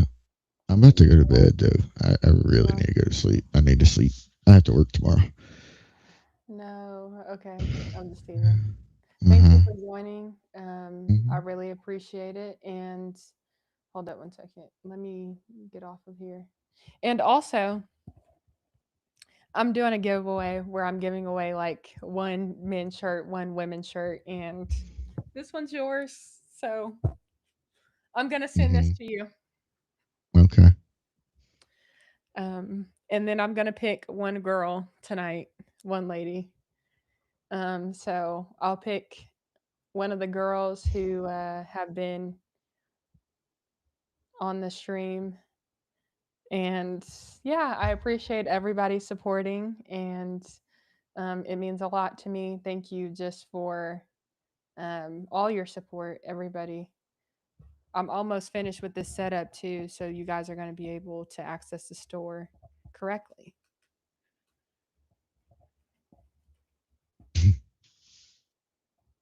You're looking all intense right now. I am. Quit looking so intense. Oh, sorry. Yeah. I'm typing. Mhm. Well, I don't want to keep you. I just wanted to let you know that. So, Okay. Right. I want you to get some sleep, and yeah, I'll figure out how I'll send this to you. So, we'll Okay. figure that out. But Alrighty then. thank you for joining, and I appreciate all your help this past week. It's just been so appreciated, and I just appreciate you so much. Mm. We ain't doing all this mushy stuff. Anyways. Alright. We'll Bye, get some chat. sleep. I'll talk to you later. Bye. Okay, bye. All right, y'all. Okay, so shout out to Jen for helping me with this. I'm almost finished with this setup process. For those of you who are still on, thank you for being here. I want to honor what I said I was going to do and get this set up. So, thank you for just sticking around. It's almost finished. I just got to figure a couple things out really quick and then we're good. So, like Tina said, thank you. She said, please make sure you like this video. Absolutely. Please make sure you like this video. And I mean, it just came to me in that moment that I wanted Scipio to win this giveaway because like he has been so supportive to me in the past week. And I think you guys like understand that. Like he was clearly protecting me this past week. And it was all out of the kindness of his heart. And so I really appreciate him for that. Now I want to get this done.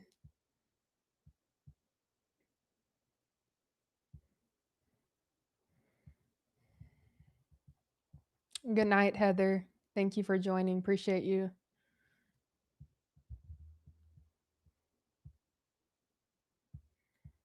Um,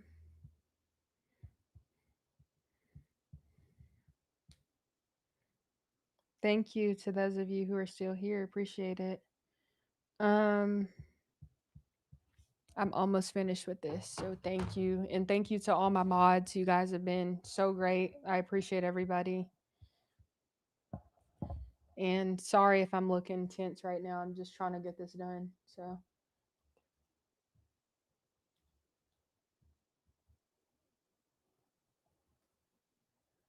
let's see.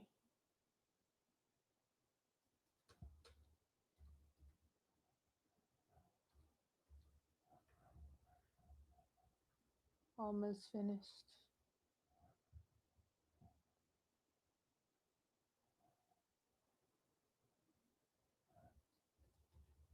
Okay.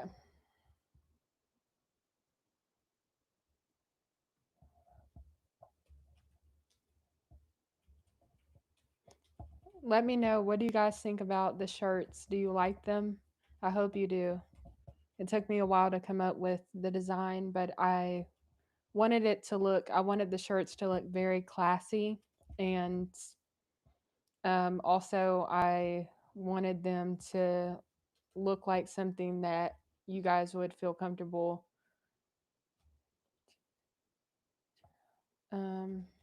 wearing, like just out and about, but also I wanted it to look elevated. So hopefully you guys like the shirts.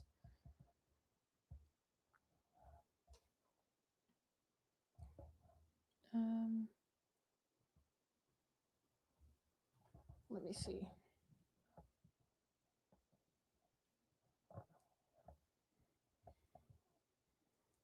Hopefully, let's see if anybody's still here.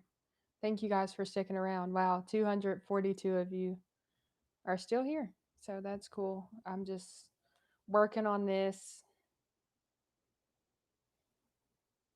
I want to get this done. So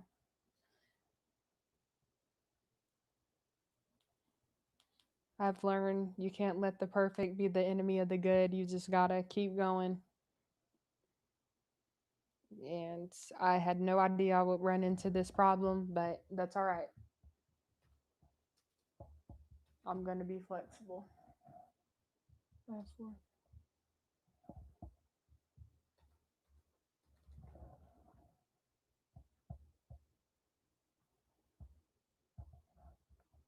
All right.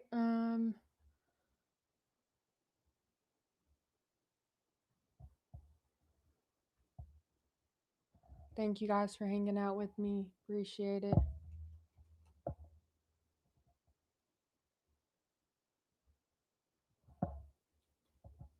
And thank you so much to Jen for helping me with this Shopify. She just volunteered and helped me out with this.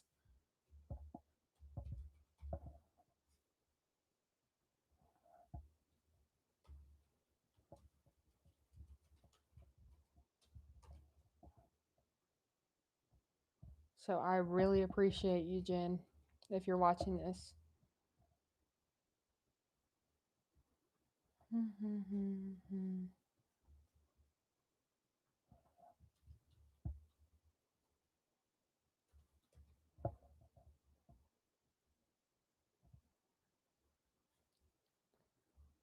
All right.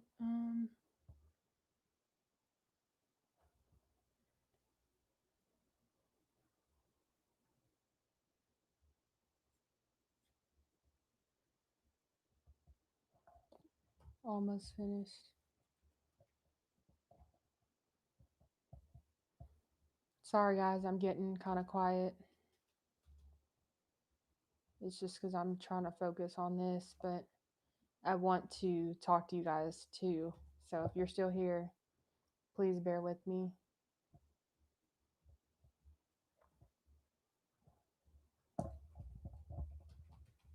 I just told you guys that this store would launch today, and I mean it. I want this to happen. So let me fix what I did not realize I did or didn't do.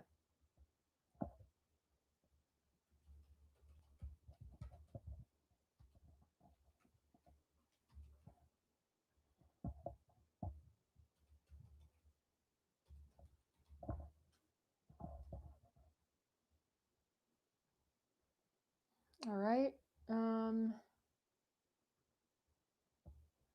It says I'm on the last step, so we're almost there.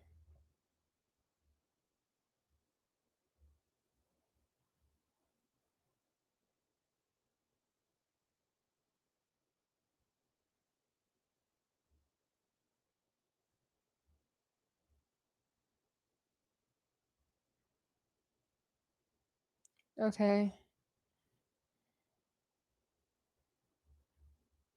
Okay, so now that, can somebody do me a favor? Let's see how many people are on here. 230 people are still on here. Wow.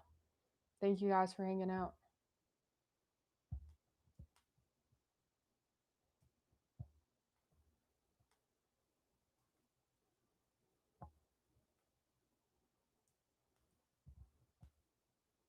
Okay, so can y'all do me a favor and go check the store and see if you can if you can if you can buy something, if you could buy a shirt. Does it say payments are available now? Yeah, I totally agree. Let me put that comment on there. This says, it's good how you can go out of town and meet great people. Absolutely. Pastor John, I can't play praise music right now. I would get copyright striked. I would get a copyright strike.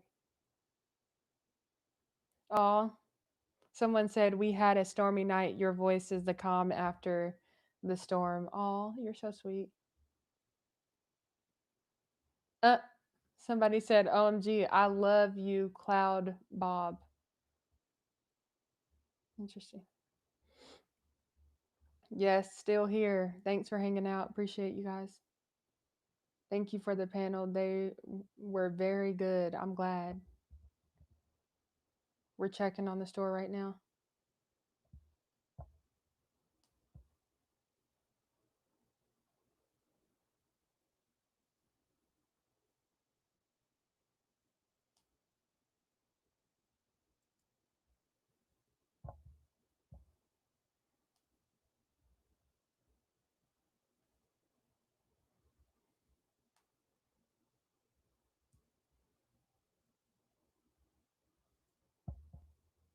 Okay. Uh, Pastor John said, sing your own praise song. I know you got a praise in you. I don't know if I want to sing right now. Even though obviously, like, praise God, right? But it's a good 10 p.m. at night, and I've got to warm up before I just, I got to warm up. Oh, Amy said, thanks for making my day better. Oh, I'm so glad we could do that. Okay, April, thank you so much. April says, I think you're good. It brought me to the final page where you can pay with either PayPal or Venmo. Yeah, let me figure that out because I know not everybody has that. We're still working on it. Thank you for the update. Okay. Right. Okay, hold up.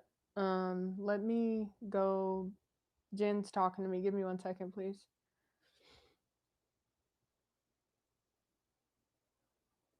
Okay.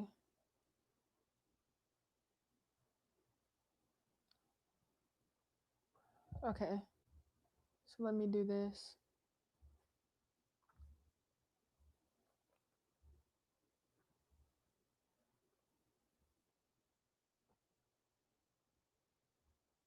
Thank you all for your patience. Shout out to everybody who's still here.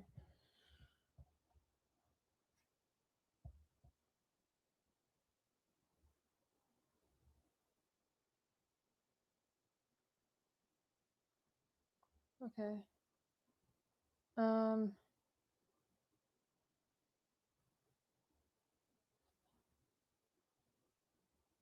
What?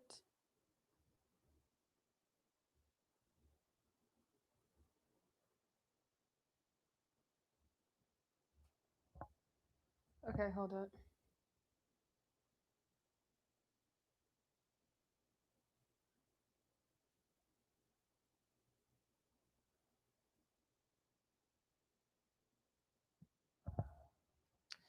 Okay.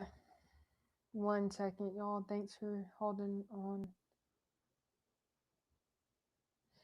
I'm learning so many new things right now, and it's so great.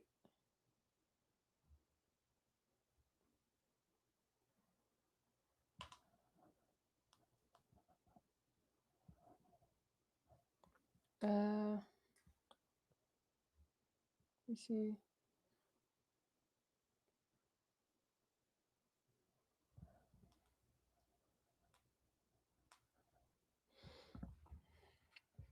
All right, I'm going to read some more comments really quick. How many of y'all are in here still? Let me see. 217 people are still in here. Wow. Noah said, I like your hair. Thank you.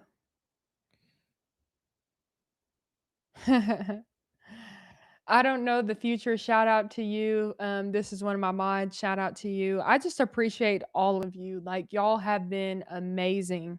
this week, last week, always. I just appreciate every single one of you. I have the best subscribers, best supporters on the entire internet. So I appreciate y'all 100%. But I don't know the future wrote on here. She said, I don't sing on demand. So I understand, Tamara. Yeah. Like if you put me on the spot, I'm not going to be ready. But if I feel it in the moment, then okay, cool. Because I'm not going to sit here and act like I've got the greatest singing voice ever. I'm just not going to do that. Now, if I did, then maybe being put on the spot would be all right. Somebody, Alicia said, thank you for all you do, Tamara. You're greatly appreciated. Oh, God bless you. Brenda said, hello, Tamara from East Texas. Hi, how are you?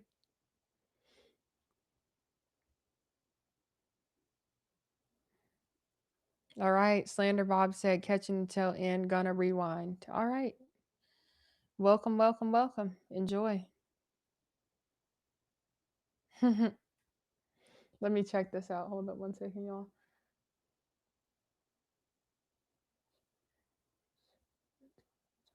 Okay.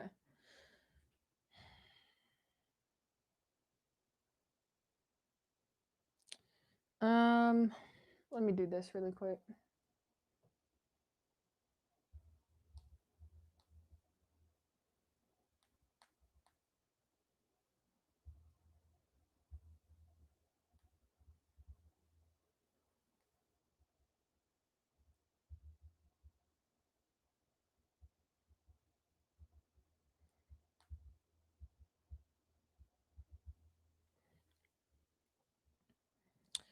All right.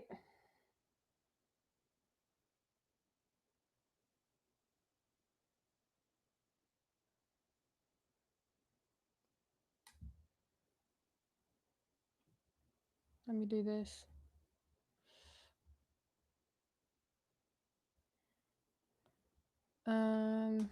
Interesting. I'm not gonna give up. I feel like I'm almost there. I'm almost there.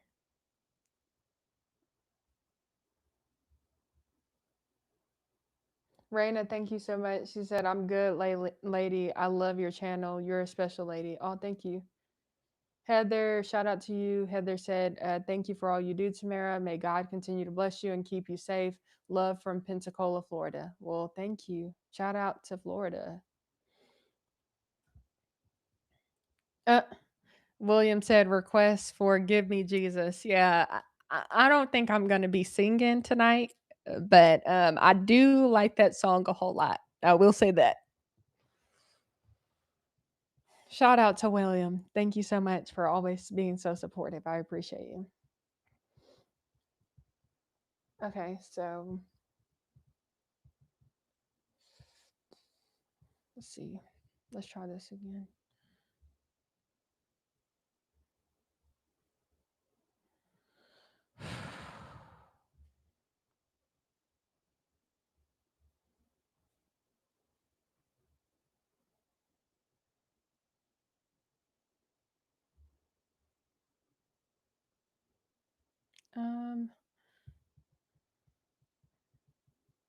Okay.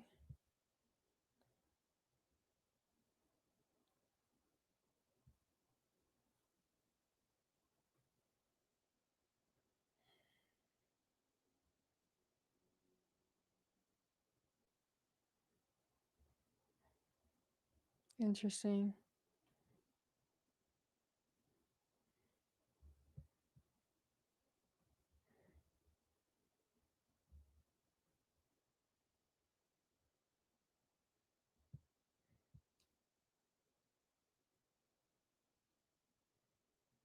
Now that's something I don't understand.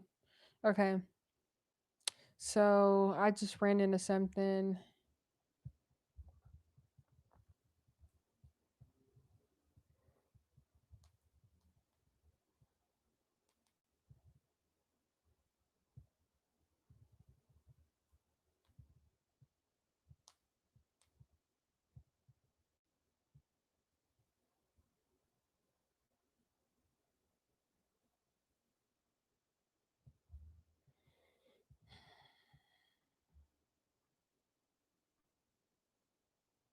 Okay, so that's complete.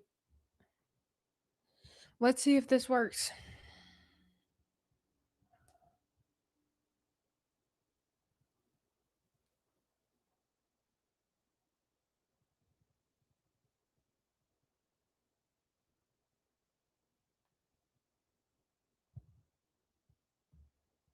Okay, so now for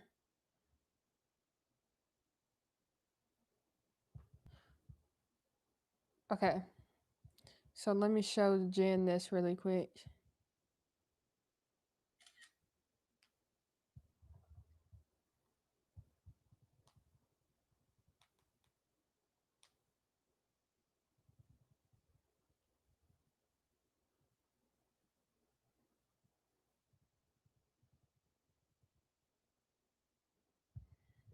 Thank you guys for hanging out with me. I know it's been kind of quiet. I can't believe that 226 of you are still on here. Like, that's crazy.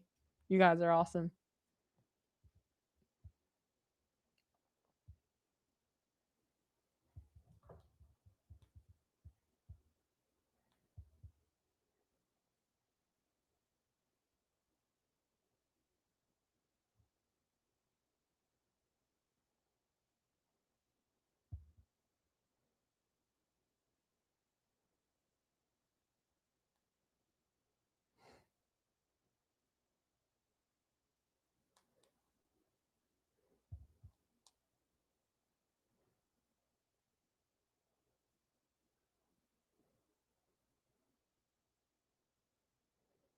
Okay. All right, y'all. So here's the thing. I just talked to Jen about this.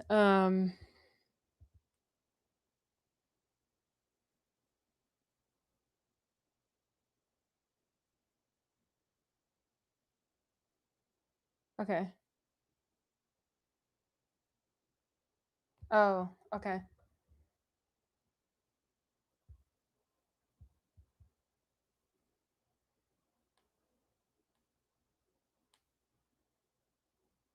All right, so we need to check on one more thing, and then I'm going to give you guys an official update.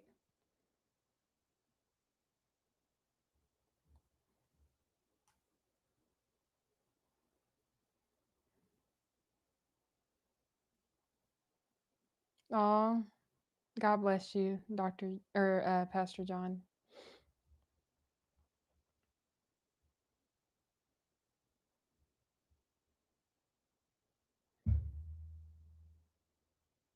Okay.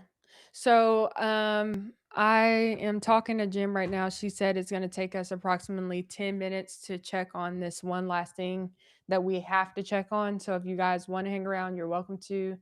I'll try to check comments periodically, but we need to check this out and make sure everything's good before we move forward. So, um, hopefully you guys can bear with me. If not, I totally understand, and I'll keep you guys updated. I promise.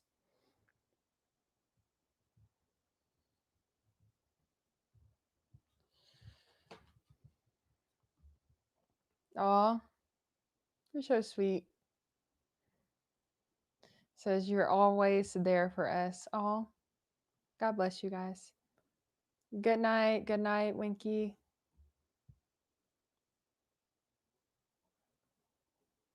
Okay, Stacy said it took me a few minutes to get it to work, but I finally got my order to go through with Venmo. Okay, that's perfect. I'm glad it went through.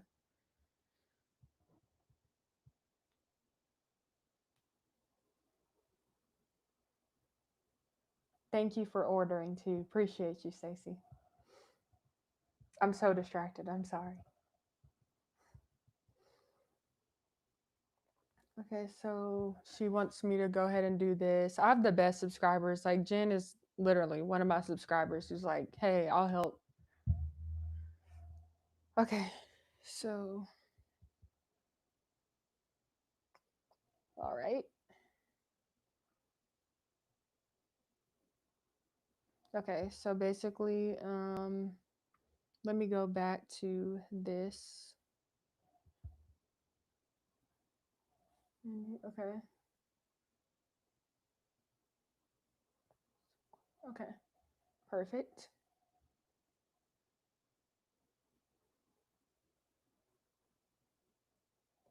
Okay. Let me show her a picture. 1 second.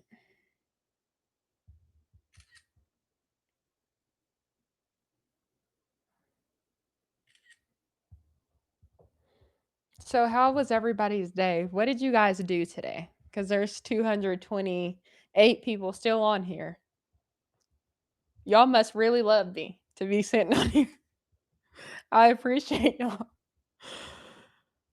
Because I'm just trying to figure this out for y'all. I literally said I was going to do this today, so it's going to happen.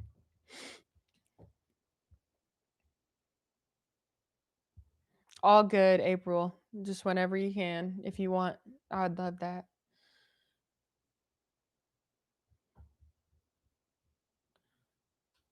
Who's Meg's?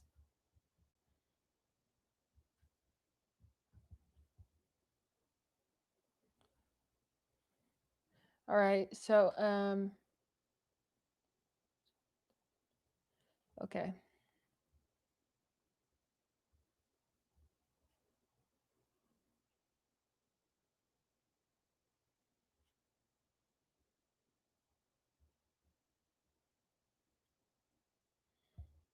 One second, guys. I gotta do this.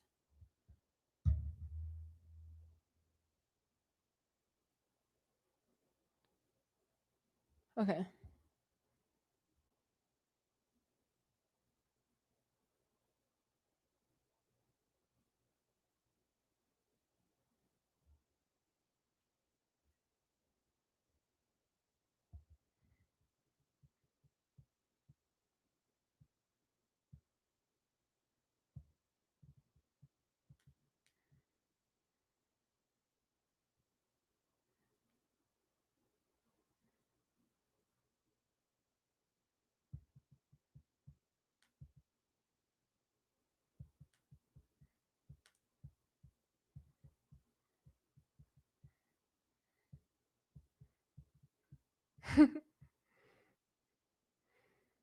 Jen is awesome.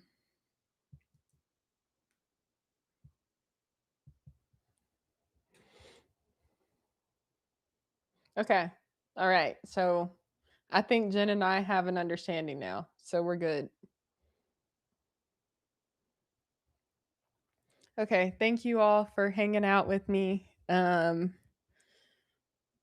Let me let Jen respond one more time. Okay. Cool.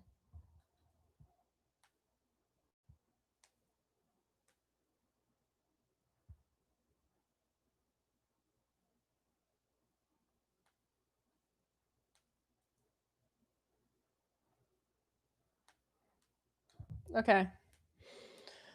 All right. Okay, guys. So shout out to Jen.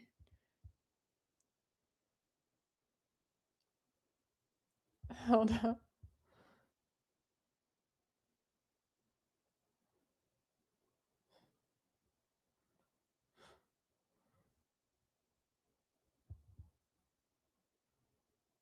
Okay. All right, y'all. So shout out to Jen for helping me with the merch store. You all can now purchase your shirts using PayPal or Venmo. Tomorrow or next time I go live or talk to you all, we'll have it figured out to where you can purchase with your credit card and debit card. I'm going to have to do a little bit behind the scenes, at least more than I intended or thought I would have to do tonight. And so I want to shout out Jen for her help. So you guys can go ahead and order. I'm going to show the screen just so you guys can see the shirts really quickly. And I want to thank each and every one of you for your patience. It's been greatly appreciated. Y'all have just been, I tell you guys this all the time, and y'all know I do, but I truly mean it. Like, I appreciate you from the bottom of my heart. Um, and I appreciate the fact that with you guys, I can just be myself and I don't ever feel like I have to be somebody I'm not or anything like that. And I can just be me. And sometimes things happen like this where I've got to figure things out. And as you've seen, like most of y'all have just stayed around and that's just I appreciate it so much. Seriously. I wasn't even expecting you to stay. I wasn't even expecting that. But y'all did anyway, and like it means a lot to me. So thank you. So let me go ahead and pull this up really quick for you.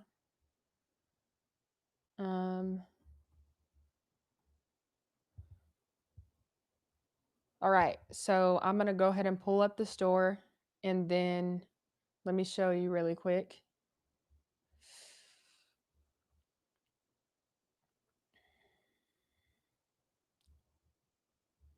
All right, so here we go. Okay, guys. So the link should be in the description. Shout out to all of my mods who have been posting the store link. As you can see, I have the men's shirt here. It's titled "Prayer is Our First Resort" men's tee, and as you can see at the front, it says "Prayer is our first resort," and then at the back it says "Not our last." And here in the description, it just kind of goes over some of the product details. The shirt is 100% USA cotton.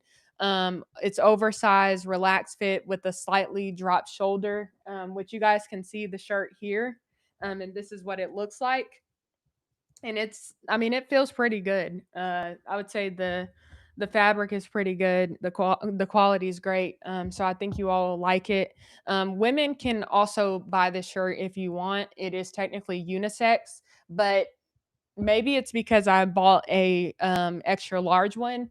It looked more like a guy's shirt, and that's why I didn't wear it tonight, because obviously I kind of I made a man shirt and I made a women's shirt, but you can buy either one you want. Like if you have a spouse, let's say you're a wife and you watch this show, or you and your husband watch this show, y'all can buy the shirt for each other. And it could be a holiday gift, or, a birthday gift. Because I know so many couples watch this show. So many spouses watch the show together, or sometimes one's at work and then one's at home, and you guys talk about it later on. So I think this will hopefully be a nice gift for you all.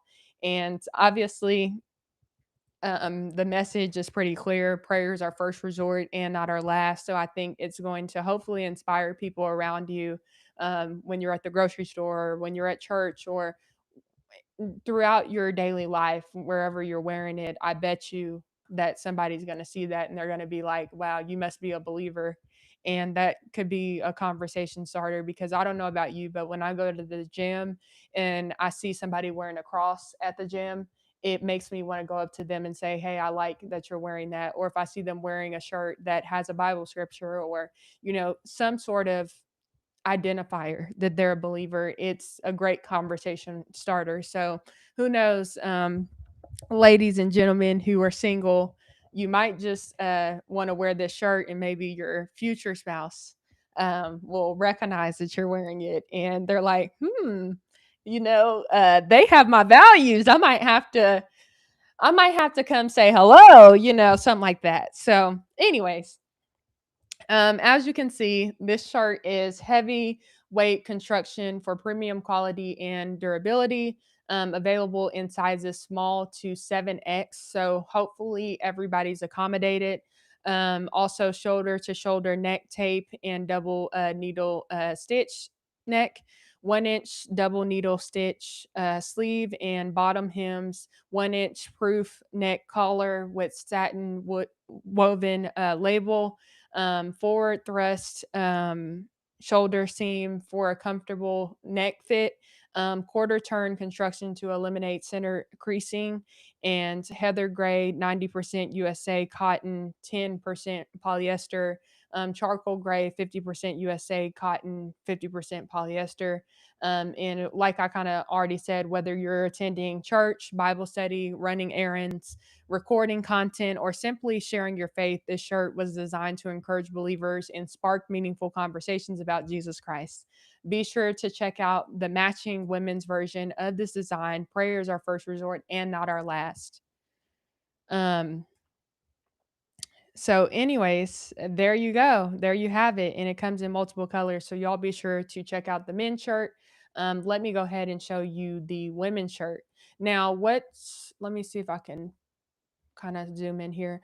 Okay, so on the women's shirt, it has polka dots on it, because I think that polka dots are very classy, and they're just like right in the center. You can't really tell on the pictures as much unless you zoom in, but you can see it obviously once you get the shirt pretty well. And ladies, I just wanted us to have a shirt that would make us look elevated, but also obviously it's a t-shirt. I'm not a person who wears t-shirts a whole lot. And so I knew that if I was going to make a shirt and have like obviously promote a shirt, that I wanted it to be something that was classy and elevated and sophisticated, you know. And so that's why I chose to kind of implement this design into the shirt. And like I've kind of already said, I designed both of these shirts myself. By the grace of God, he just kind of planted some ideas into my heart, and I hope you guys really like it. And so this shirt comes in small to 2XL. So hopefully everyone is accommodated. If not, please let me know and I'll see what I can do on the back end. Um, and hold up one second. Let me see why it's not scrolling down. 1 second. Let's click on that again. Okay, so some reason it's not wanting to scroll here. But basically, let's see if I can scroll down. Okay, there it is. Perfect. All right, so I want to read the product features of this shirt. So this shirt is lightweight 4.5 ounce fabric for easy all day wear, 100% ring spun cotton in solids, blended options for heathered colors, semi-fitted cut with side seams with a flattering stable shape, durable double needle sleeve and bottom hem with ribbed knit collar, and also it is tearaway label and shoulder tape for comfort and long lasting fit. And then also I want to you guys to pay attention to these instructions because they are very much so important. um, it says here, machine wash cold, non-chlorine bleach as needed, tumble dry medium, do not iron, which I don't necessarily agree with the do not iron instruction. It's just what they suggested. But I iron my shirt because I iron all my clothes and it was just totally fine. So you can iron it, just so you know, even if the instructions, like the official instructions, say don't. I didn't have any issues, and I've already washed this shirt once, and it was totally fine. And it says do not dry clean. Um, so I don't know why it has those instructions, but I'm giving you guys further instruction because obviously I've already tried this shirt out and it was totally fine. Um, so, anyways, that's all the information that you need. Obviously, the message is the same as the men's shirt. That's why I didn't really go over it. But I want to thank you all so much for supporting me, and hopefully, you can purchase your shirt whenever you can. I know that some of you said that you're waiting on different things or whatever, but just know that there's multiple colors in each shirt. So hopefully you can pick a color that stands out to you. Also, I will be coming out with a long sleeve version of the shirt because someone asked me to do that. So I will be doing that because I know you guys probably want that as well. And then we'll probably put the same design on different merch as well. And we'll have more shirts that come out that may not say the same thing, but we'll have a positive message or maybe a funny message or something, just depending on what we're talking about or doing. So we're just only beginning. And yeah, I think we're off to a good start. So hopefully you guys like it. Let me know what you're thinking. And yeah. So somebody said here, I like the sleeve cut for women. I'm glad you like it. I'm glad you like it. Um, do they come in navy blue? Uh, are we talking about the men's shirt, Pastor John? If so, no, they don't. Um, I may be able to make that happen later on, but no, they do not. We have a black one, white, khaki, and then there's, I believe, a Charcoal. Let me see. Let me check. Yeah, so right now for the men's, we have black, khaki, and white. Let me know what you think about that.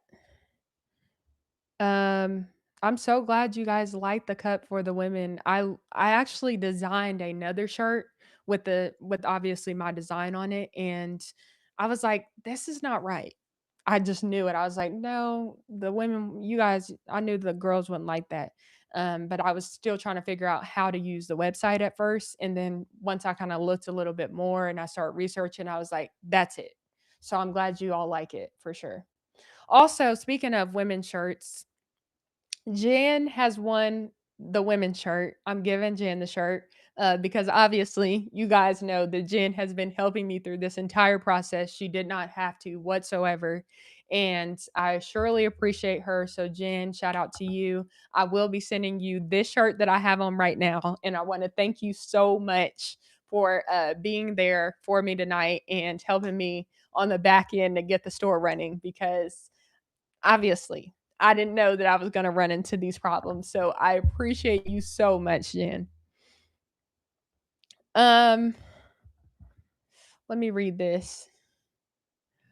Lilia says, I love the t-shirt and the fact that you're including all size people. Once you get the kinks worked out, I'll be ordering one. Perfect. Yes, ma'am. I will be getting the kinks worked out hopefully by tomorrow, next time we talk, which will more than likely be tomorrow.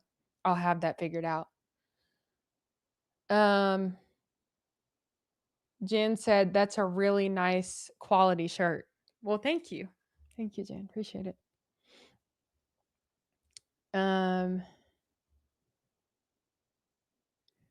Dev said you did a good job on the shirts. Thank you. That red is a nice color. Awesome, Karen. Glad you like it. Yes, that is one thing I will say is I forgot to mention I always iron inside out when I'm wearing a shirt like this, and that's exactly what I did. Jen is absolutely right. Um, make sure to iron it inside out. I'm sorry, I forgot to mention that, but I totally agree. Genevieve said, "Love the lady shirt."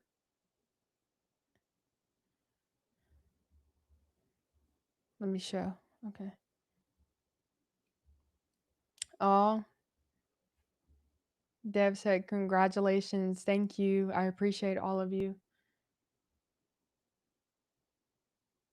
Uh, April said, "Don't worry, Tamara. If that happens again, Future and I will fill in and start singing for everybody." Oh, y'all are the best.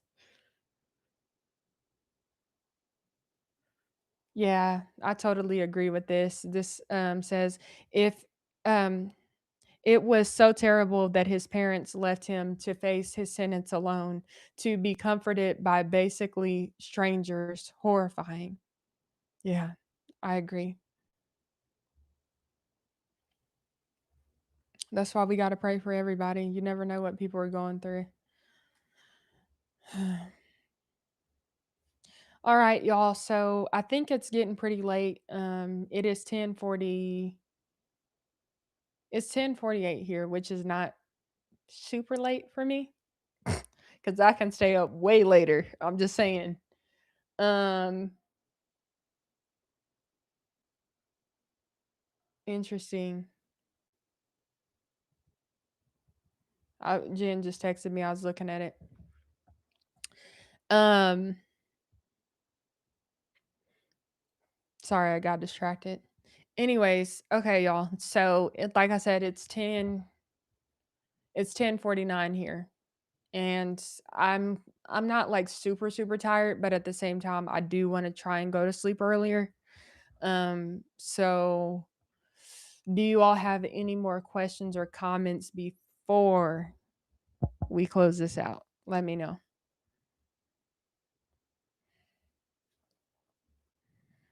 And if you're watching the playback, thank you so much for watching. Heather said, good night and God bless you and everyone in the chat. Good night, Heather. God bless you too. Yeah. I don't know. The future said I'm a night owl, but I'm tired. My sleep has been poor this week. Same.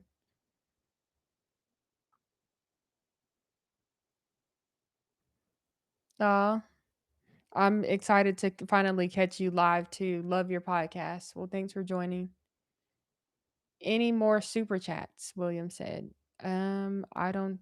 I haven't seen any. If you guys send some, I will read them really quick. Let me see on my phone because I feel like it would be better to. I don't know if it'll pop up on here.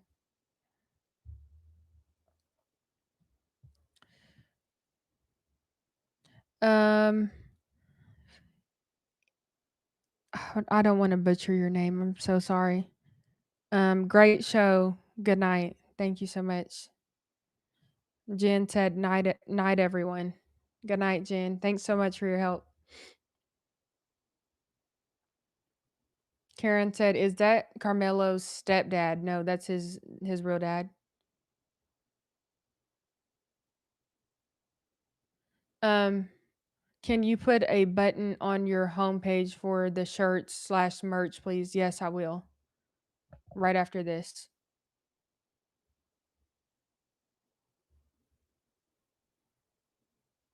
Yep, very sad. Definitely.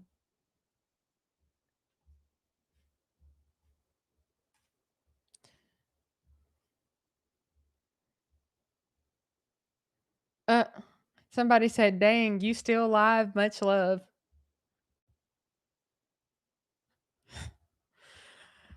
All right, y'all.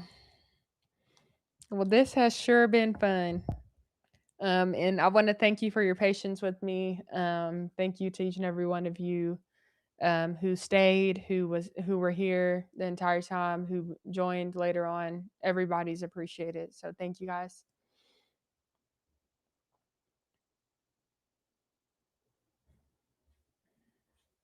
Let me see. Oh, Candy said, "Hey, lady, I missed the entire live. Sorry, Tamara. No, you're all good. You're all good. I'm gonna make sure the playback is available." Exactly. I don't know. The future said, "Welcome to the replay crew. Let's go."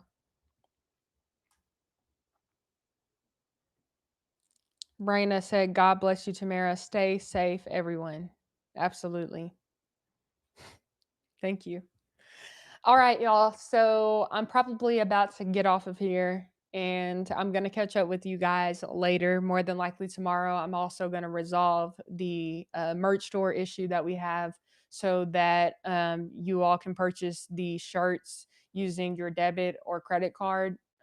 Because right now you can only purchase if you have PayPal or Venmo, which if you have those, feel free to go ahead and grab a shirt tonight or whenever you want. But if not, I'm going to go ahead and fix that ASAP. And also, I want to appreciate Jen for the help. Also, I want to appreciate Sippy Cup for joining. Shout out to Sarah Fields for joining. I included all of their links throughout the show. So please be sure to go support them if you haven't already. Also, I want to thank each and every one of you because you all are great co hosts of this show. And like April said, it's closing time. You don't have to go, but you can't stay here. Exactly. 1, 2, 3. Amy, love you, Tamara. Tamara, many wishes for God's blessings to you. Thank you. April is too funny because I'm gonna keep that on the screen. Y'all know I don't like when I have to say see you later, but I love you guys. Thank you for watching. Be sure to hit the like button, subscribe button, join the conversation below. Let me know what you guys think. Also, what's next? Who do y'all want me to interview next? What do y'all want me to talk about next? I'm sure something's gonna come up, but I just wanted to ask you. Let me know in the comment section. You're welcome to let me know below. I'll probably see it once this live is, the replay starts, and you can comment, and I'll still be able to see your comments. All right, y'all. So I was just kind of looking in the chat. Pastor John said, "God is with you, Tamara." And my wife, hold up. God is with you, Tamara. Me and my wife praying for you. Thank you so much, Pastor John. Appreciate it. All right, y'all. So I appreciate y'all so much. Love you guys. Thank you for watching. Be sure to hit the like button, subscribe button, join the conversation below. I love you, and you'll hear from me soon. Talk to you later. Love you. Bye.